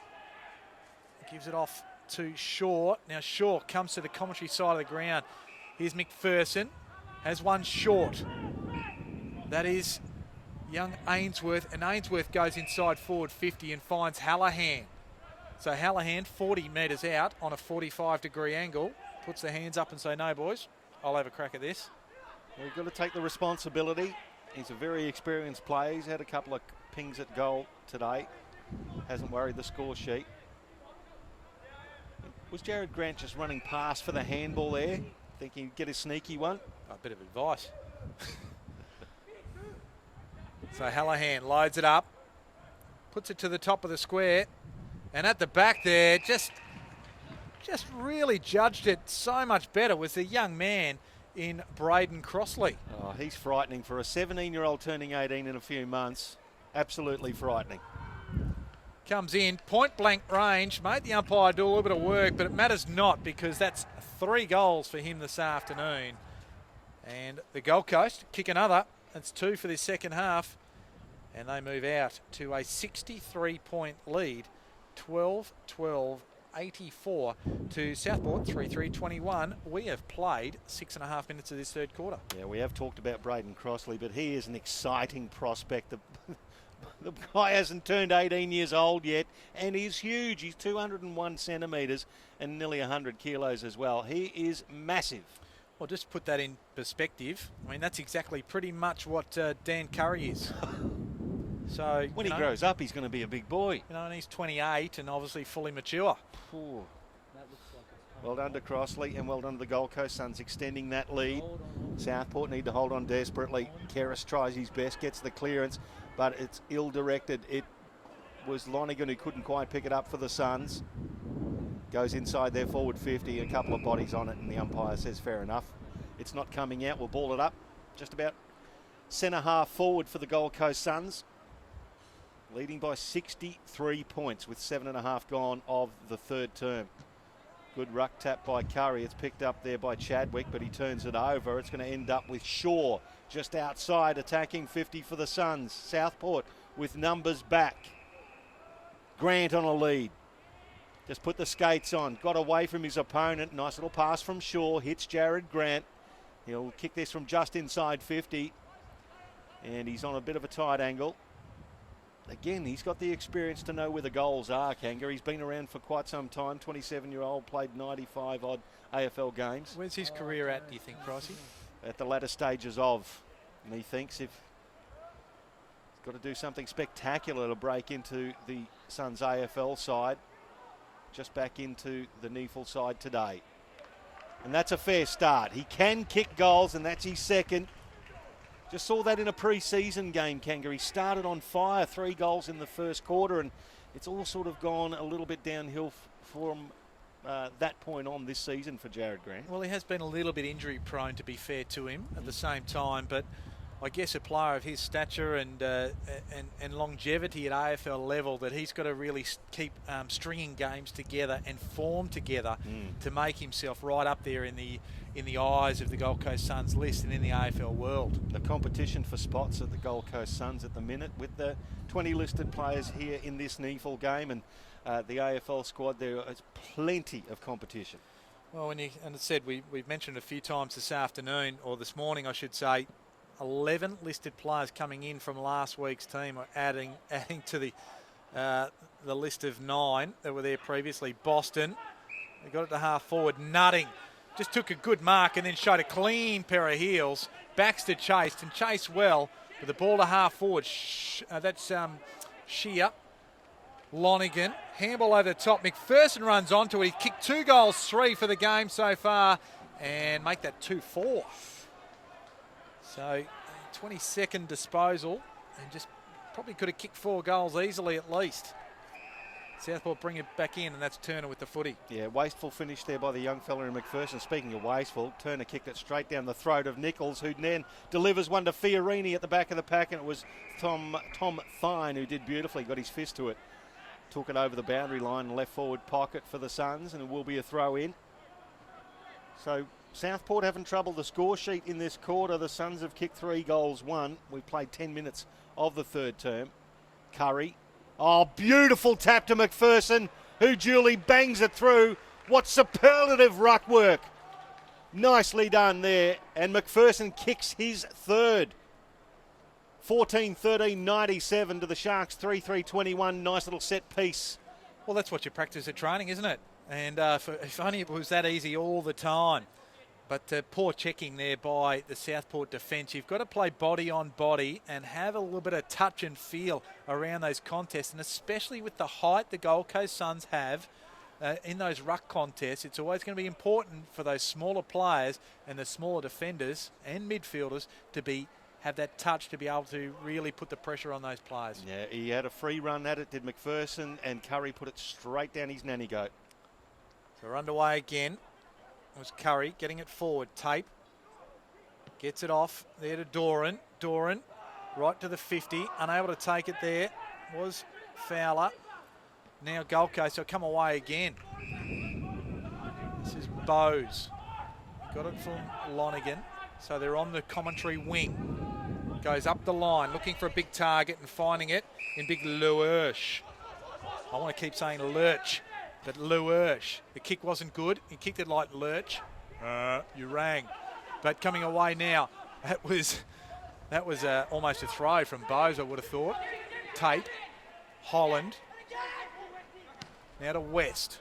Down the line, goes long. Nutting, does well. The young man just worked his way to the front of Thine. And he showed a bit today. I reckon he has, Kanga, the academy product. In Connor Nutting, he had 12 disposals last week and shown a few good things today. Rory Thompson at full back for the Gold Coast Suns. Max Spencer's running really hard for him. He honours that bit of running, but it's given a lot of air. Showed Andrew Boston too much of the ball. He takes the mark under pressure from Spencer. I do feel for Spencer. He ran nearly 100 metres across the field for that, and the kick just held up in the breeze. Boston took a nice strong mark. Yeah, it was good by Boston, wasn't it? He stood under it. He knew the contact was coming, but, you know, and to take the mark, it was a mark or a free kick, whichever you like. And he's a good kick for goal, this bloke. He's got some great skills. 31 disposals, 6 clearances. He was very good last week. Was Andrew Boston. Battling manfully today in a undermanned midfield compared to what the Gold Coast Suns are trotting out. For the first score of the quarter to Southport. Kicks it from just inside 50. It starts right, but it floats through. Well done to Andrew Boston. Kicks his first goal, and Southport get their fourth. 14-13-97 to the Suns. 4-3-27 to the Sharks. It's 70 points the margin. We played 13 minutes of the third quarter on NEAFL TV. Well, 23 years of age, Andrew Boston, and many thought when he chose to leave the Gold Coast Suns a couple of years ago, that he might find his way back into the AFL system, and it's not beyond him. The key that he really needs to get his head around is whether, one, he's got the desire, and two, he's got to get that fitness base up for him to be able to cover the ground. We know he's hard, we know he's skillful, we know he's creative, and we know he's very effective by foot. So they are things. He's got some assets that AFL clubs want. It's just a matter of whether he wants it. Yeah, and that's the hardest part to ascertain at this stage with Andrew Boston. And everybody wants a Mexican wrestler on their list. Bounce down in the middle. Keris gets the clearance, even though he was tackled there by Lonergan. Turnover. Bowes to Lonergan. Tackled, still gets the handball away. The Suns getting pressured by the Sharks, inspired by that last goal. Bowes again. Gets it to Shear, back to Bowes. Now Keris cleans up for the Sharkies. Handball over to James Holland. What's he going to do? He lopes along and then spears a pass down the line. Stein kicks it towards Anthony, over the top of his head, at the back of the pack. It's with Mutu, centering ball. Hancock, and a nice mark taken in front. Good defensive mark.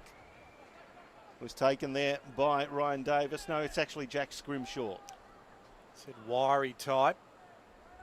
A bit of ability, there's no doubt about it. McKenzie just kicks a low, hard one back in front of goal, but finds Mackenzie Willis, who in turn finds Fiorini out on the commentary side of the ground, right on defensive 50. Short one. Hallahan couldn't handle it under the pressure from Boston. So well done. Southport just keeping it in there forward 50 here. Mackenzie Willis swoops on it, gives a kick away, finds Nutting. He's got a little bit of room to move, so they're away. Kick goes over the head of well done. Nichols, but it was Crossley that put it back in his path, and that is holding the ball, and that'll go the way of young Nutting. It was just a deft little touch from Crossley there, just got his fist to it and tried to put it back into the path of Nichols. It was well done. So Mackenzie does well. Puts it in the path of Brooksby, over the top. Finds a young man there in Ainsworth, who in turn gives it to Loersch, and we've got a player down here, and it was off the ball. So and face first has not moved. So, and I'm just trying to pick up exactly who it is, but there's no remonstrations. There was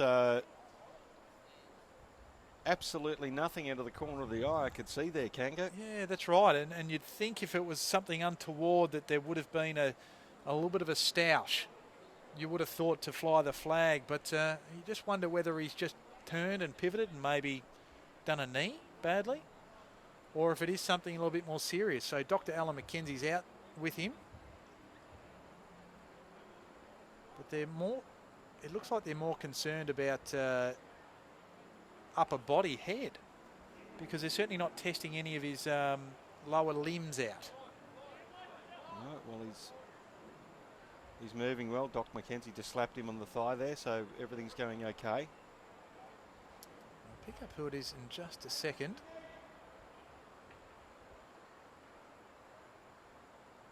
Well, it's a young man in Jesse Moffa.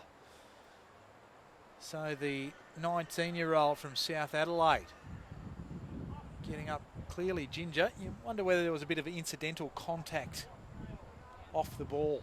Say, Kanga, it's only happened about 40 metres from where we're sitting right now, and both of us did not see, but to be fair, we were looking where the ball was. Yeah, so he's just walking off. A little bit of an aid of the trainer and the doctor there, Dr. Alan McKenzie.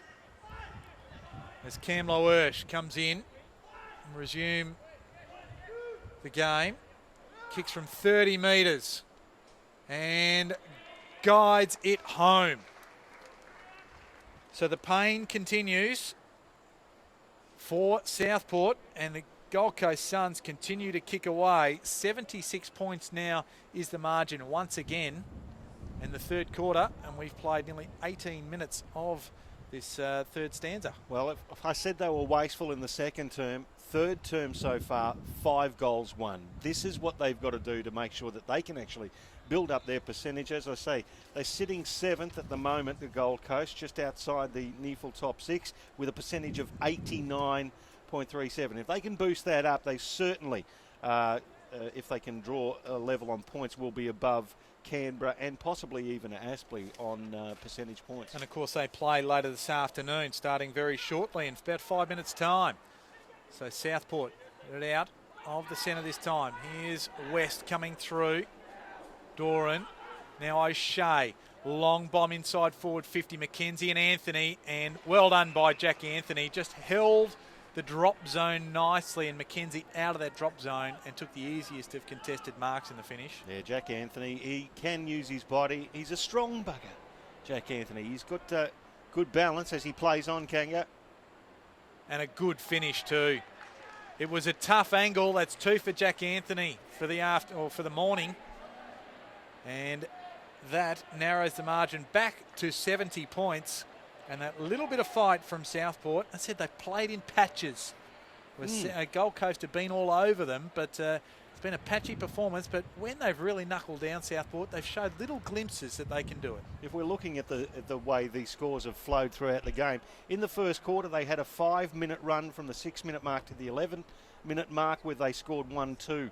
That was their entire score for the quarter. Second term, from the 12-minute mark to the 17-minute mark, again, they kicked 2 goals, 1, their entire score for the quarter, and now they've scored a couple of goals in the space of 3 minutes, uninterrupted, Kanga. So that's the way they're doing it, as you said, little patches as we're back in the middle. Nichols, he gets the tap down for the Gold Coast Suns, putting himself in hard again, Jordan Kerris. Boy, he's having a season and a half, isn't he? Shaw picks it up for the Gold Coast. He's tackled immediately. Actually, the ball dropped, could have been pinged for incorrect disposal. It's still stuck underneath there. Lots of physicality between 3 and 4 players in there. The last one to get up was Connor West. Nichols taps it down from the ball up. Again, it's stuck underneath there. Hallahan's got the ball stuck underneath his opponent there in Jordan Kerris. So how many times would Jordan Kerris be the last man up with the ball so far this season? Oh, so many times. He's had 22 disposals so far for the afternoon. He's prolific in terms of getting hold of the pill. There's no doubt about that as the ball spills from the stoppage and over the boundary line. So we'll do it again in a different form as the boundary umpire comes into play. So Southport looking to string another one on the board. They're a long way behind at the moment. So it was Thurlow with the hit out. In fact, it was Thurlow with the hit out, and the ball spills out of bounds once again. So half forward for Southport, out of sight of the ground here at Metricon Stadium.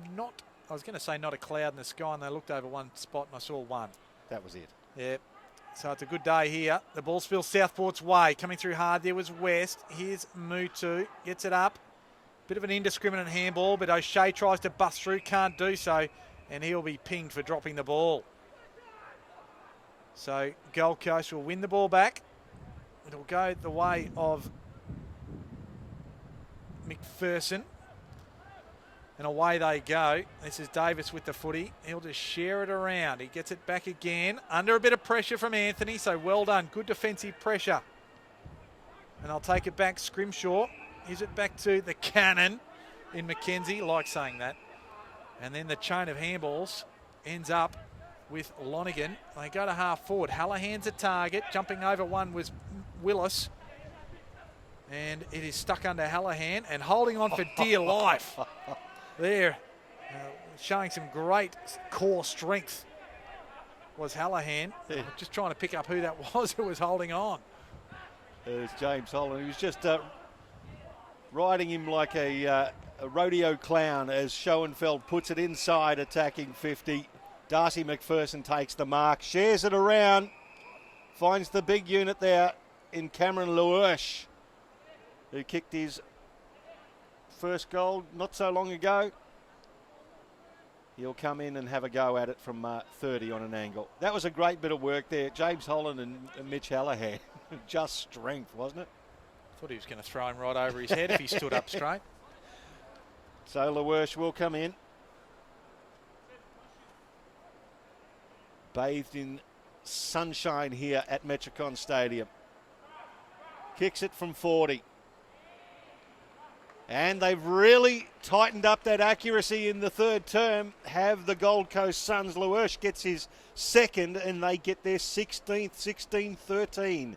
109, plays 5-3-33. It's now 76 points the margin, and we played 23 and a half minutes of the third term. Well, it's always going to be difficult when you think about how tall the Gold Coast Suns are, and you know, Lawersh is just one of those guys, 203 centimetres, and you look through the rest of their list, you got Dan Curry at 201, Rory Thompson at 200, Tom Nichols at 203, and then young Crossley, who's 201 as well, and that is a sizable team in any league around Australia. Yeah, and even in basketball, that's a sizable side. And Southport undersized in comparison in defence as the ball hits the middle. Smacked down there by Thurlow. Umpire says somebody was held without it, and that was Jordan Kerr, so he gets his, I think it's 23rd possession, gives it to Thurlow. Handball back to the run of Andrew Boston. He kicks in the Anthony direction, gets rid of his opponent, but Thompson did beautifully, got his fist to the ball, and the Suns should be away on the outer side. It's Davis and Fiorini combining now to another red in Schoenfeld. Off to the run of Lonigan. Just showing a good set of skates. Goes inside forward 50. Lawersh has got the sit, but worked off it on that occasion by Crowley. So well done by Crowley on that time for the Southport defence to get it out. Now it ends up with Hancock outside defensive 50 on the commentary side of the ground. Goes down the wing.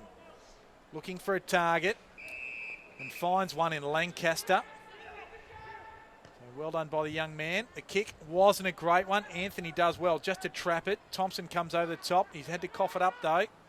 Mackenzie Willis tries to feed a cheeky one out, but the ball's tied up under a number. And at half forward on the commentary side, it will be a throw up. And again, Gold Coast leading by 76 points. We played 25 minutes of the third quarter. Southport just outside their attacking zone. Curry couldn't quite get a handball to it. It's towed forward for the Sharks. It's going to bounce towards the boundary line and roll over 20 metres from their goal. Left forward pocket. And we'll have a throw in. Just like the look of young Lancaster as well. He's only 20 years old, kicked a goal last week. We only got a handful of disposals, but he does some very good things, and you like what it presents in the future for Southport. I think he's got some abilities, without doubt. Curry slaps it down. Lonigan back to Curry. Loops a handball over the back. They've done this well, except he's turned it over short, just as I said that. Now they'll run it out.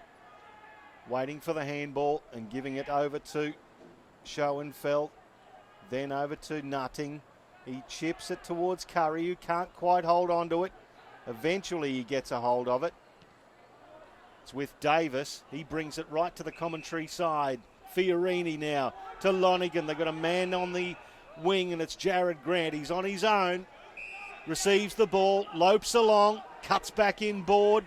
Wants to get a handball over to McPherson. Lazy handball. Put it around his ankles, and it was Seb Rogers who put the pressure on McPherson, took it over the boundary line. Kanga just very poor there from Jared Grant. Yeah, look, I think you described that well. Very laconic. And off air, I think we're suggesting there's a little bit of resemblance between Jared Brennan and Jared Grant there. Harry Laconic Jr. Yeah, absolutely. As Fiorini lays a big tackle. Commentary wing. And the umpire will ball it up there. Put a lot of pressure on the young fella with that handball. If you don't want to push the point, but Thurlow and Curry. Curry on the second bite of the cherry. Tape went to ground. Here's Boston. He goes to ground. A bit of a hurdling effort there was Lonigan. Ball tied up underneath as Hallahan came in for the tackle.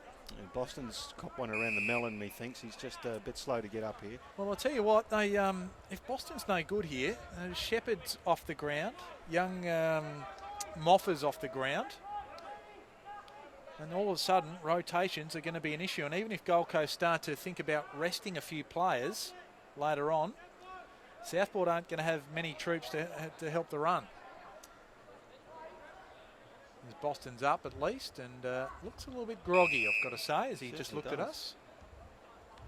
Back underway again. Curry down to Hallahan, right to forward 50. Nichols goes to ground, takes a big divot with the knee, does it well. So 55 out, just pops it up, looking for a tall target. Falls to the back. McPherson's there. He's been front and centre. That's a throw, and the umpire agrees with me. He got it to Jared Grant very nicely, but very illegally. Yeah, the old Teddy Whitten flick pass. So the free kick will go to Doran. Yeah, that's just a little illegal nowadays. So Doran will take the free kick 30 metres in front of his own goal. No, he's got to return that ball and get the other out of the ball bag. No, Keris has got to go over the fence to retrieve the original ball. There you go, through the netting. Jordan Keris, he'll go get the ball anywhere. Doesn't matter, he's racking them up. Yeah. And he will. Matt Doran, 20-year-old, uses his left foot to effect, kicks it to right half back through the hands of Thurlow. Well done there by Hancock, gave it off to Holland. Chips it forward now and fisted over the boundary line. No, Tom Thine kept it in. Goes with Lonigan. Now Thompson, little chipper, finds Jared Grant, outer wing. Told to play on. He does so. Kicks it inside 50. Nichols. Double grabber in front of Seb Tape. Both have come up a little bit sore. Nichols wants to play on. He sees Fiorini. Does he give it? He just gave too much of a look at it to Dylan Lancaster, as we said, has done some great things. Turns it over now. Southport get out of defence. Well done there by Baxter, getting the handball forward, and Jack Anthony takes it over the boundary line in front of Jesse Lonigan, and that's three-quarter time. It is the Gold Coast Suns, 16-13, 109. The Sharks, 5-3, 33. It was a 6-goal, 1 quarter to the Gold Coast. They straightened up their kicking to 2 straight goals for the Southport Sharks. Yeah, 6 goals to 2. And just extend their lead to 77 points at the last change. Possessions overall, 361 to 178. So the Gold Coast are absolutely ploughing on with this weight of possession. Inside 50s, 41 to 21. Hitouts going the Gold Coast way also, 42 to 34. Clearances, 30 to 26. So all the numbers, statistics, anything you like, and most importantly the scoreboard pointing the Gold Coast Suns way. Yep, it was been so far 3 quarters of a dynamic effort from the Gold Coast Suns. Let's see what happens in the final term. We'll be back with that very shortly to see what the Sharks can do to arrest this Gold Coast Suns tidal wave here at Metricon. We'll be back very shortly with the final term on NEAFL TV.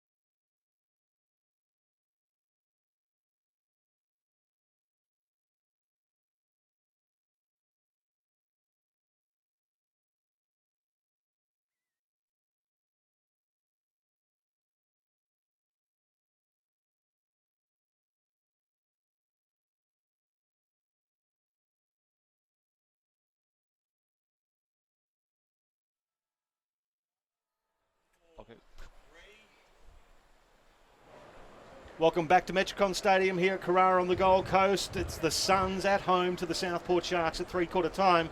The Suns 16-13, 109 lead Southport. 5-3-33, 76 points the margin after they led by 51 at half-time and 34 at three-quarter time. It's Michael Price and Mark Kennedy calling all of your action, and Kanga, some great numbers so far.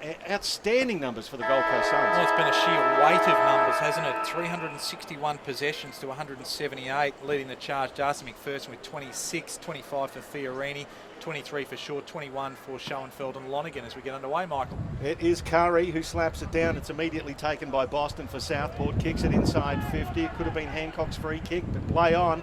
Comes out to Fiorini right on the logo. The Suns back in attack. Looping a handball over the top. It goes to Lonergan.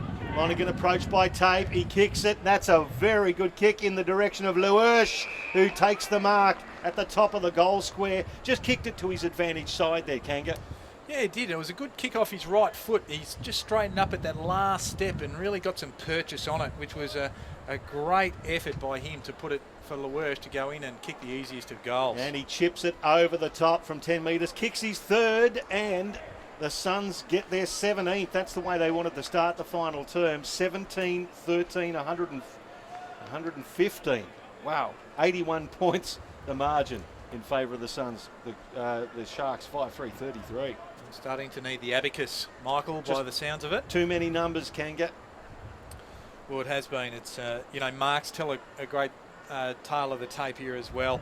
88 marks to 36. So a lot of these key numbers have been double ups. The Gold Coast have doubled the Southport's numbers extensively throughout the stats sheet. Jordan Kerris is probably the only real contributor for Southport in terms of a numbers perspective. He's had 24 as we get underway. That's Thurlow. The hit out there. Been manful, at least in the ruck. It's 28 hit outs for him for the afternoon.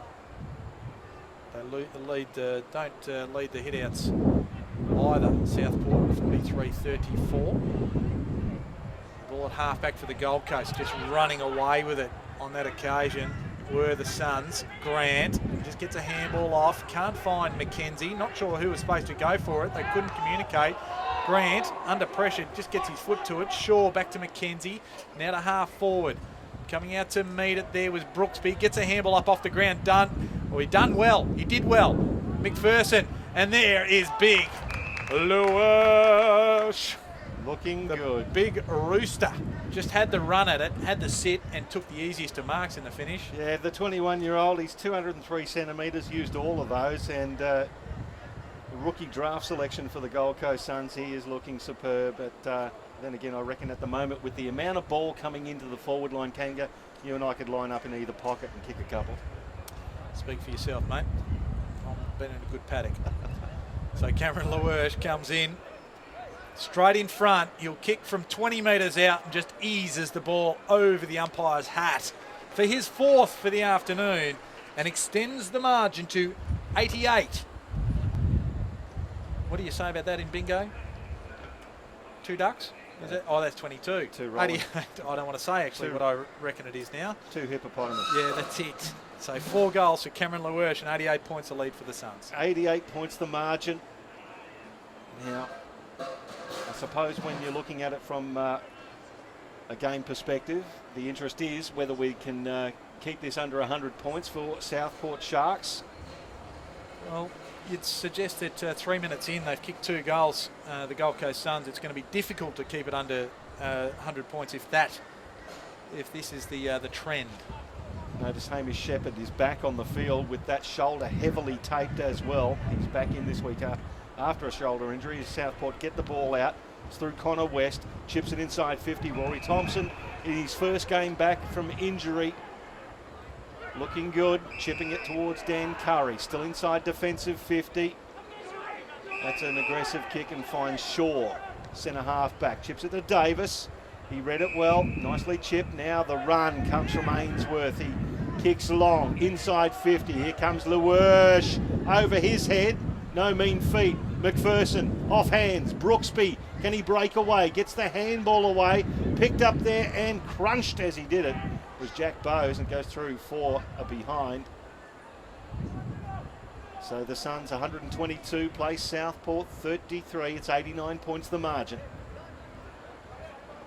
Bring it back in, or it's just paid a mark. The kick wasn't a great one from Crowley, but it just found Jordan Kerris. Come away, they go to the outer side. That's not a good kick either. They win the ball back. Lonergan handballs over his head. Just falling over there was Ainsworth. They'll come away, Southport. And not for long, because their kicking skills are letting them down. Curry now to Bowes. Dangerous spot, ball at ground level.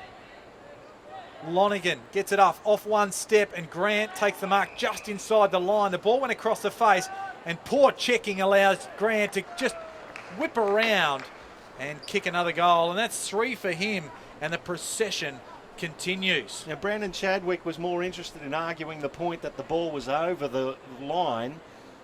Jared Grant realised that, took off, made it too easy, and made a difficult kick a lot easier. So the Suns, as you say, the procession continues, and it is now. Boy, oh boy.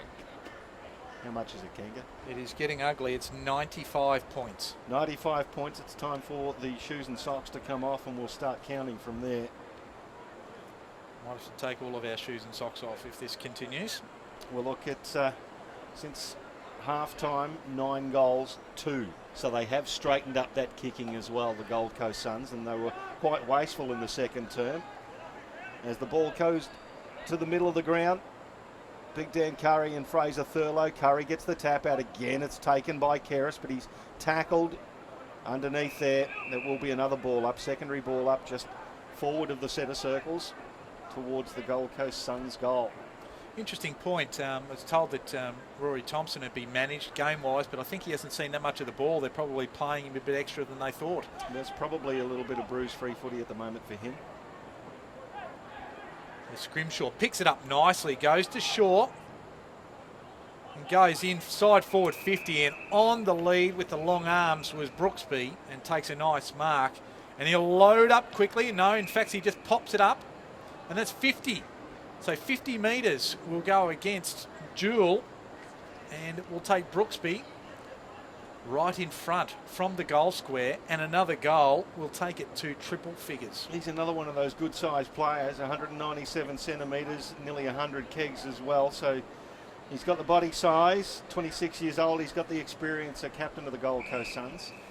So Brooksby just pops it up, and away it goes. And 101 is now the margin as we move to 20 goals, 14, 134. Southport, 5, 333. And fair to say Nathan Bock would be a little perplexed about what to do about this onslaught that the Gold Coast have presented this afternoon. I think he would have been perplexed, or perhaps a little bit confused as to what he was going to do today when he saw the fact that 20 listed players were going to front up for the Gold Coast Suns. The inclusion of 11 listed players from last week's side, and they're loaded with AFL experience too, those 11 players. And I'm told that Archie and Riscatelli will be back next week as well. That'll be interesting for Michael Riscatelli. Hope he comes back from that knee injury. Very important player for the Suns as they bring the ball forward again. Double fisted away by the Southport defence. Now Chadwick has it.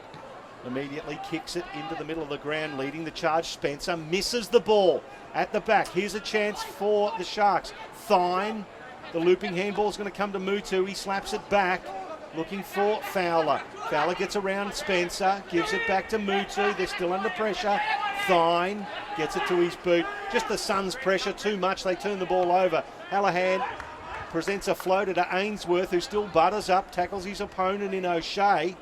Ends up with the ball. That could have been a throw as well. It's stuck under a couple of bodies. The umpire's going to bounce it up on the logo commentary side. Another AFL side with a healthy list at the moment is Brisbane, and Brisbane and the Gold Coast play next week, so there's a good chance, but they'll both have 20 to 22 listed players each next week.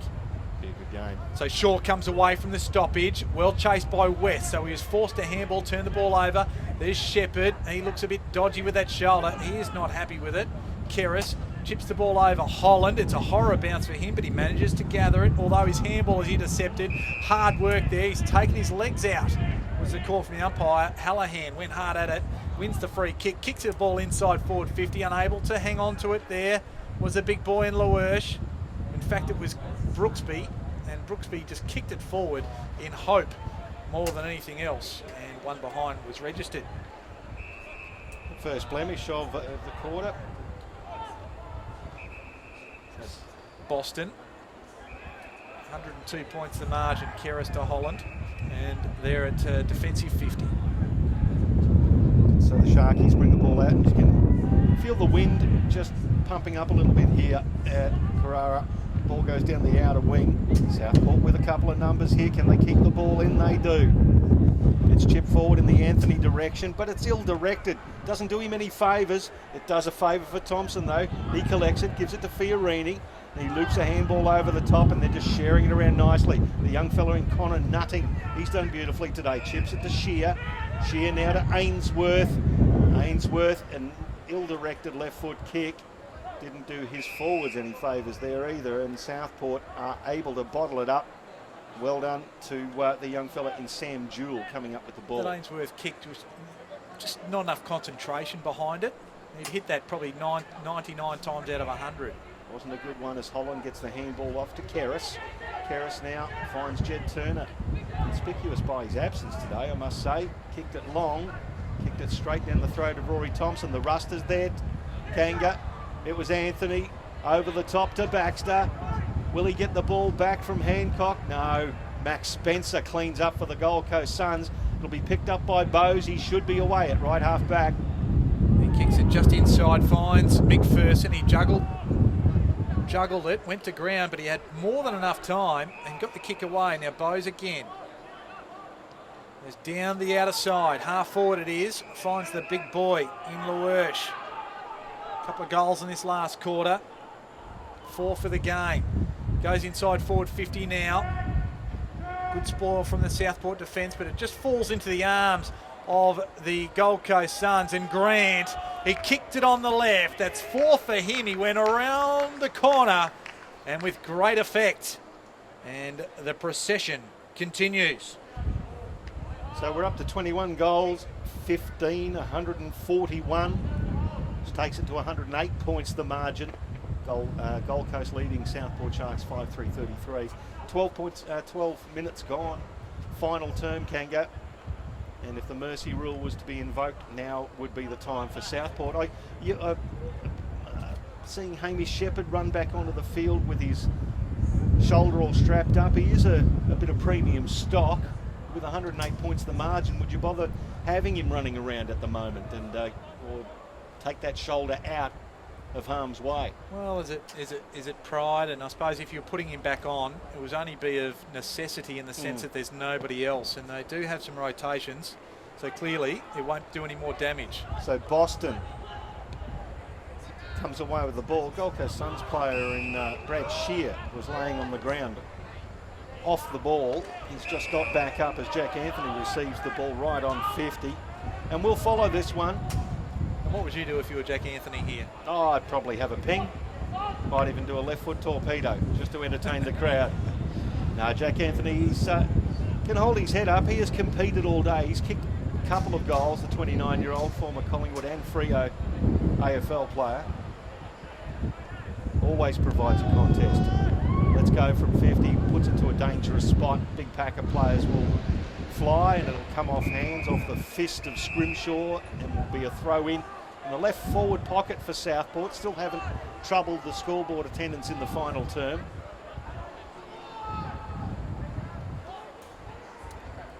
Just about every player on the field in front of the circles too.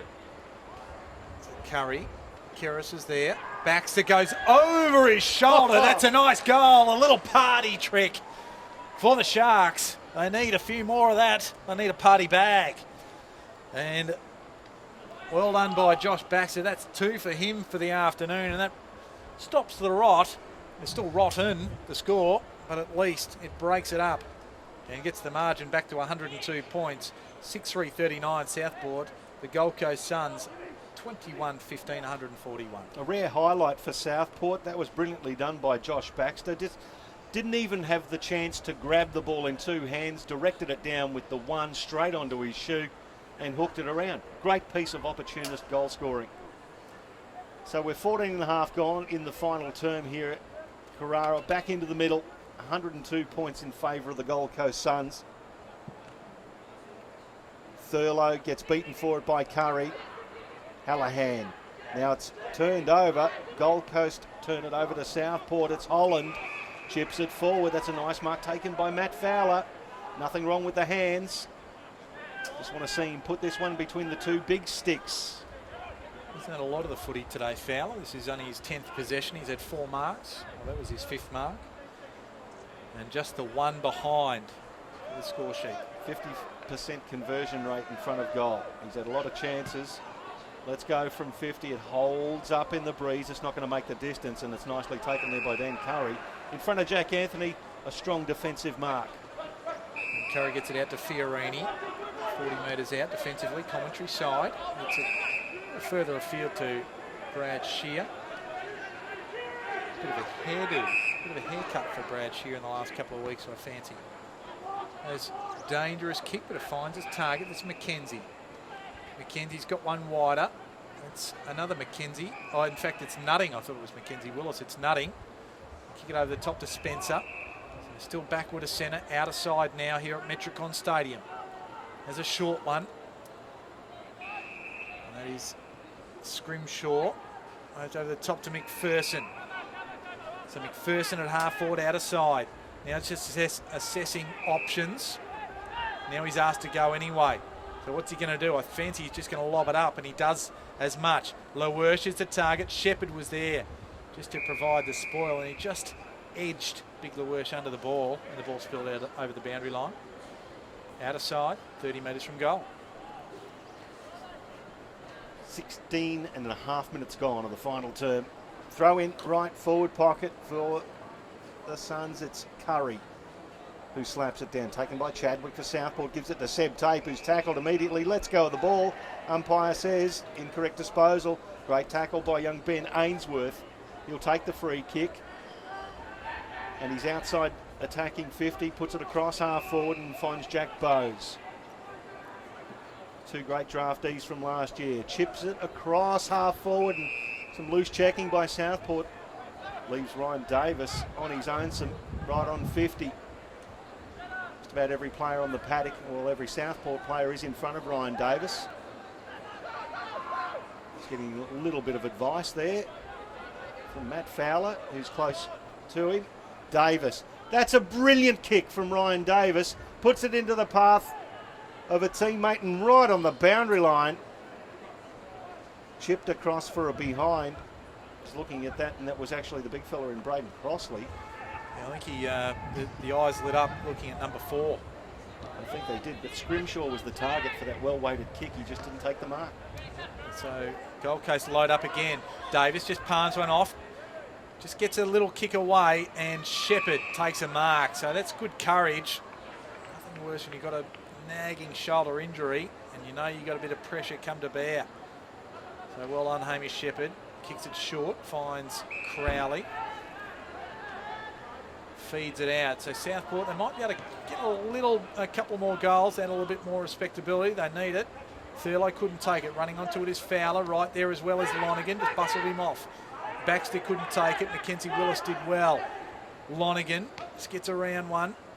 Grant goes high. You saw it. You saw it coming because it was there, it was telegraphed. He gave the ball off to Fiorini quickly. Now to Davis. Just sits the ball up. Who's there to take the mark? The spoil came from Tape.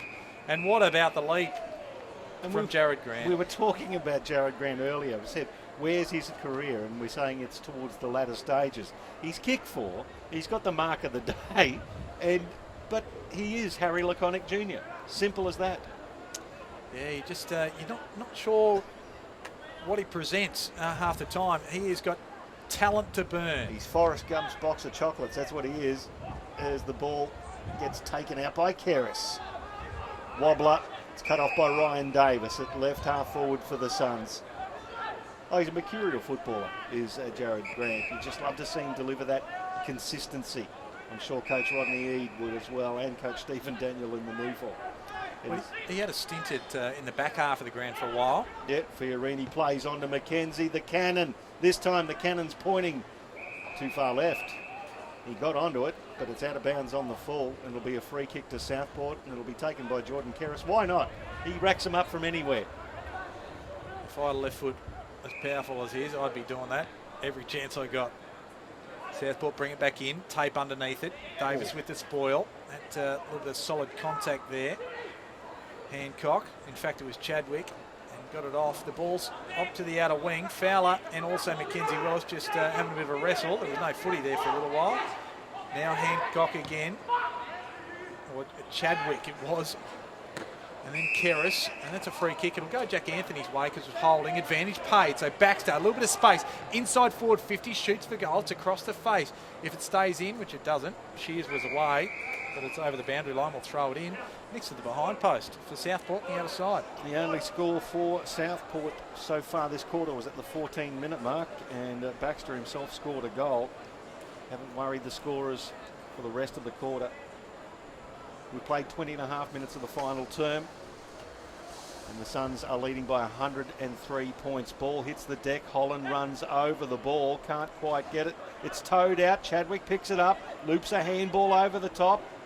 Could have been incorrect disposal there from the young fella in Nutting. Nothing happening. Picked up there by Curry. Over to McPherson to Lonigan. He loops a handball over to big Rory Thompson, who's playing the full minutes here for the Suns. Bowes chips forward. Nicely taken there. Darcy McPherson could have been 50. Was nudged in the back late. Chips it forward to Max Shaw. Shaw gets the skates on, goes straight across the ground, the outer side. Spencer now wants to run. He'll have a bounce. Nobody approaching him. Oh, in the end, Hancock did, but he got around him. Spencer delivers one into the breadbasket of Crossley. Can't quite take it. Ball hits the ground. Shear gets it back to Shaw, to Spencer. Playing around with it now, the cannon, Mackenzie.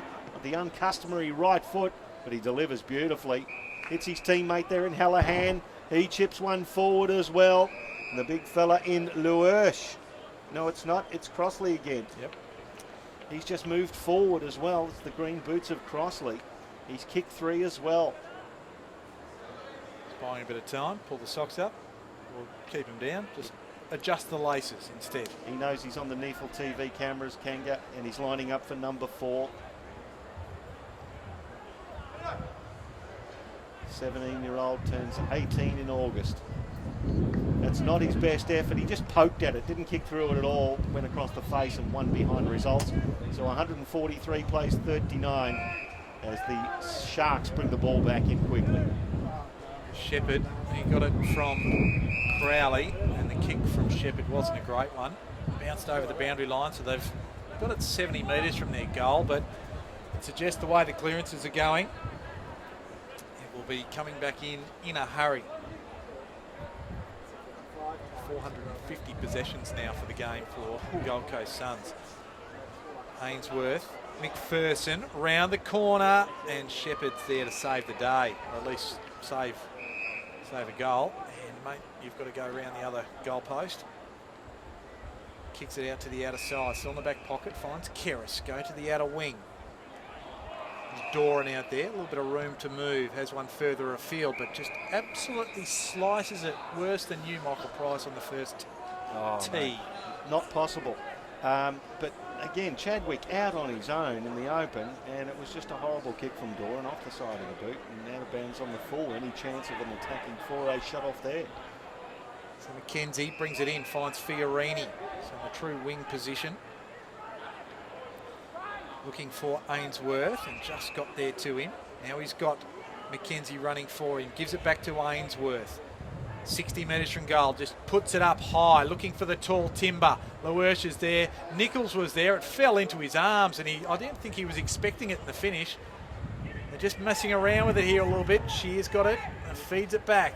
Ainsworth again, and it's right to the goal square. Dispossessed was Scrimshaw, but the ball ends up with Fiorini, and he kicks the easiest of goals. They made it look hard, but it ended up and an easy another 6 points to the Gold Coast Suns, and they continue to extend and put the misery on Southport, and that takes them to 22 goals, 17, 149, 6-3, 39, 110 points is the margin. 24 and a half minutes gone last quarter. 6 goals, 4 to the 1 solitary goal in this final term to the Gold Coast Suns. 39 scoring shots to 9. It's been an absolute shellacking as far as that goes, and Kanga, they're just absolutely belting them in the possession stakes as well. Oh, they are. 464 possessions to 232, so that's right on 50%, or the Gold Coast double Southport's possessions. So Nichols over the top of Thurlow in the ruck did beautifully. Lonergan, the handball to Ainsworth, who hasn't finished his work. Second bounce goes inside 50. Ainsworth lets go, hooks it with going for the extra distance, and one behind results. 150 plays 39, so it's 111 points with 25 minutes gone in the final term in favour of the Suns. Well, the kick wasn't a great one from Crowley, but making it look good in the finish was Dore, and he had to work hard for it. Still in the back pocket, Coventry side of the ground, not sure where to go. He's going to come up the line in the finish, just tries to chip it up. Grant is there and just absolutely snaffled it. Hands the ball off quickly. Here's Young nutting. Goes right to the teeth of goal at the back there. And taking the mark was Crowley. He had 2 Southport players to beat Curry, and he couldn't beat them as Crowley comes away with it. Goes to the outer side. Long kick in the Thurlow direction. It didn't reach him. Came off the hands of Lancaster. Southport still trying to get it out. Seb Rogers chips one across. Now it's with Keris again. Look, Jordan Keris, you've got to almost give him a medal for his performance today. He's been one out in the middle. Long down the line. Thurlow takes the mark right on that boundary line. 31 disposals, Keris, or 32, 6 clearances. He's done well in a side that's getting dusted by 110 points. Now it's with Shaw. Is the handball back to Lonergan. He's going to receive it back from Ainsworth. No, he kept going, and Ainsworth went backwards and maintained the ball to Ryan Davis. He's at half back for the Suns. They want to bring the ball back over to the commentary side of the ground, so find Max Spencer. Spencer long to the wing. I love this young man's work today. Connor Nutting has taken the ball, chips it forward to Fiorini. Fiorini to Darcy McPherson. Takes it 45 metres out on an angle. He's kicked 3, chips it forward and finds Mitch Hallahan. Hallahan now, he'll steady and take a shot and soak up a few more seconds here and let go from about 45 directly in front. Well, they've just been dominant, haven't they, in every facet of the game. It's just been an absolute one-sided match that the Gold Coast have really taken by the scruff of the neck. Hallahan from just inside 50. Squeaks it through for another one for the Suns. 23rd goal, his first, 23, 18, 156. Plays the Sharks 6-3, 39. It's 117 points the margin. We played 27 and a half of the final term. Well, it's just a shellacking in anybody's language, and you know, Southport have a bye next week, and we have the NEAFL playing the TSL, or Tasmania, next week down in Hobart. So a lot of these sides and a lot of these players will get a bit of a rest. Of course, the Gold Coast Suns, as I mentioned before, play Brisbane, and the Swans and the Giants play at NEAFL level as well. So, but quite a few of these Southport players will be looking for a bit of a spell, you'd suggest, Pricey? Oh, I'd be looking for a spell, and just to psychologically reevaluate as well. It's pretty tough when you're throwing everything at it and you're getting belted by 117 points. So back in the middle, Curry. Keris is under there. He hasn't stopped trying all day. We've documented that. Doran, he's tackled, and we'll let it go again. Just outside the centre square. And young Ainsworth, he's worked into this game nicely. Curry again. Boston had a fresh air shot, didn't make contact, probably luckily in the finish. Now they come away. And Bowes through the middle of the ground. Inside forward 50, Lowersh turns, delivers. The big boy Crossley's there, sticks out the arms. He gets it on the bounce this time. McPherson, he just tries to look for an option, tries to just chip it inboard and finds one. And it's that man we've spoken a lot about today, Jared Grant. He can line up for number 5. Incredible when you think about it. There are 12 goal scorers for the Gold Coast Suns, and Jared Grant just built into this game very slowly. As I say, 5 could be on the offing here. He's just got to bang it through. This will be possession number 19. 9 marks coming up, looking for his 5th goal. And he's not going to find it with that. He won't even find anything. That is a right shank, if you've ever seen it. Lucky to hit his shoe there was Jared Grant. Out of bounds on the full, free kick to Southport, right back pocket. Nearly 30 minutes gone to the final term. 117 points the margin. Oh, turnover. The Sharks have mucked this one up. McPherson loops a handball over, but he turns it over to Seb Tate. Gives it back to Boston. Seb Rogers now takes it in the left back pocket for the Sharks, and that'll do it.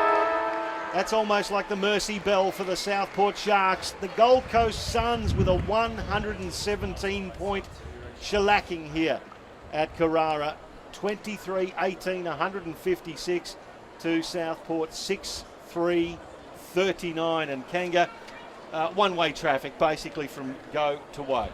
Yeah, it certainly was. And they opened up with a 6-goal-to-1 first quarter. The writing was on the wall. Possessions were going double to the Gold Coast way, and it just continued right throughout the game. And at no stage did Southport seriously look like challenging, and the margin just widened at every change and every turn and every twist in this game. 34 points the margin at quarter time, 51 at half time, 76 at three-quarter time, finishing up in a 117-point win. 12 scoring goal scorers for the Gold Coast Suns. Jared Grant kicked 4, as did Cameron LaWersh. Crossley and Darcy McPherson kicked 3 each, and then singles to Fiorini, Hallahan, Curry, McKenzie, Nichols, Shaw, Brooksby and Willis. For Southport, the job's a bit easier. Josh Baxter's got a couple, as did Jack Anthony, and singles to Andrew Boston and Wade Hancock. But they had the welter of possession, Kanga, and they used it to effect. Yeah, they certainly did. They had plenty of contributors right across the park. Darcy McPherson, 35 disposals, led all comers on the ground, and that went with 3 goals and 4 clearances, 4 inside 50s. Fiorini had 33, 13 marks, if you don't mind. A couple of clearances, 3 inside 50s and a goal. Shaw had plenty with 29. Lonergan had 27 and 26 apiece too. Or Davis just clicked over to 27 as they adjust the final stats. And Hallahan had 26 and Spencer 25. And for Jordan Kerris, for Southport, it was Jordan Kerris. Yes. With 33 disposals, 2 tackles, 3 free kicks for, 6 clearances, 1 inside 50, 4 rebound 50s. He was manful. The next best disposal getter there was Andrew Boston with 17, and then Chadwick with 15.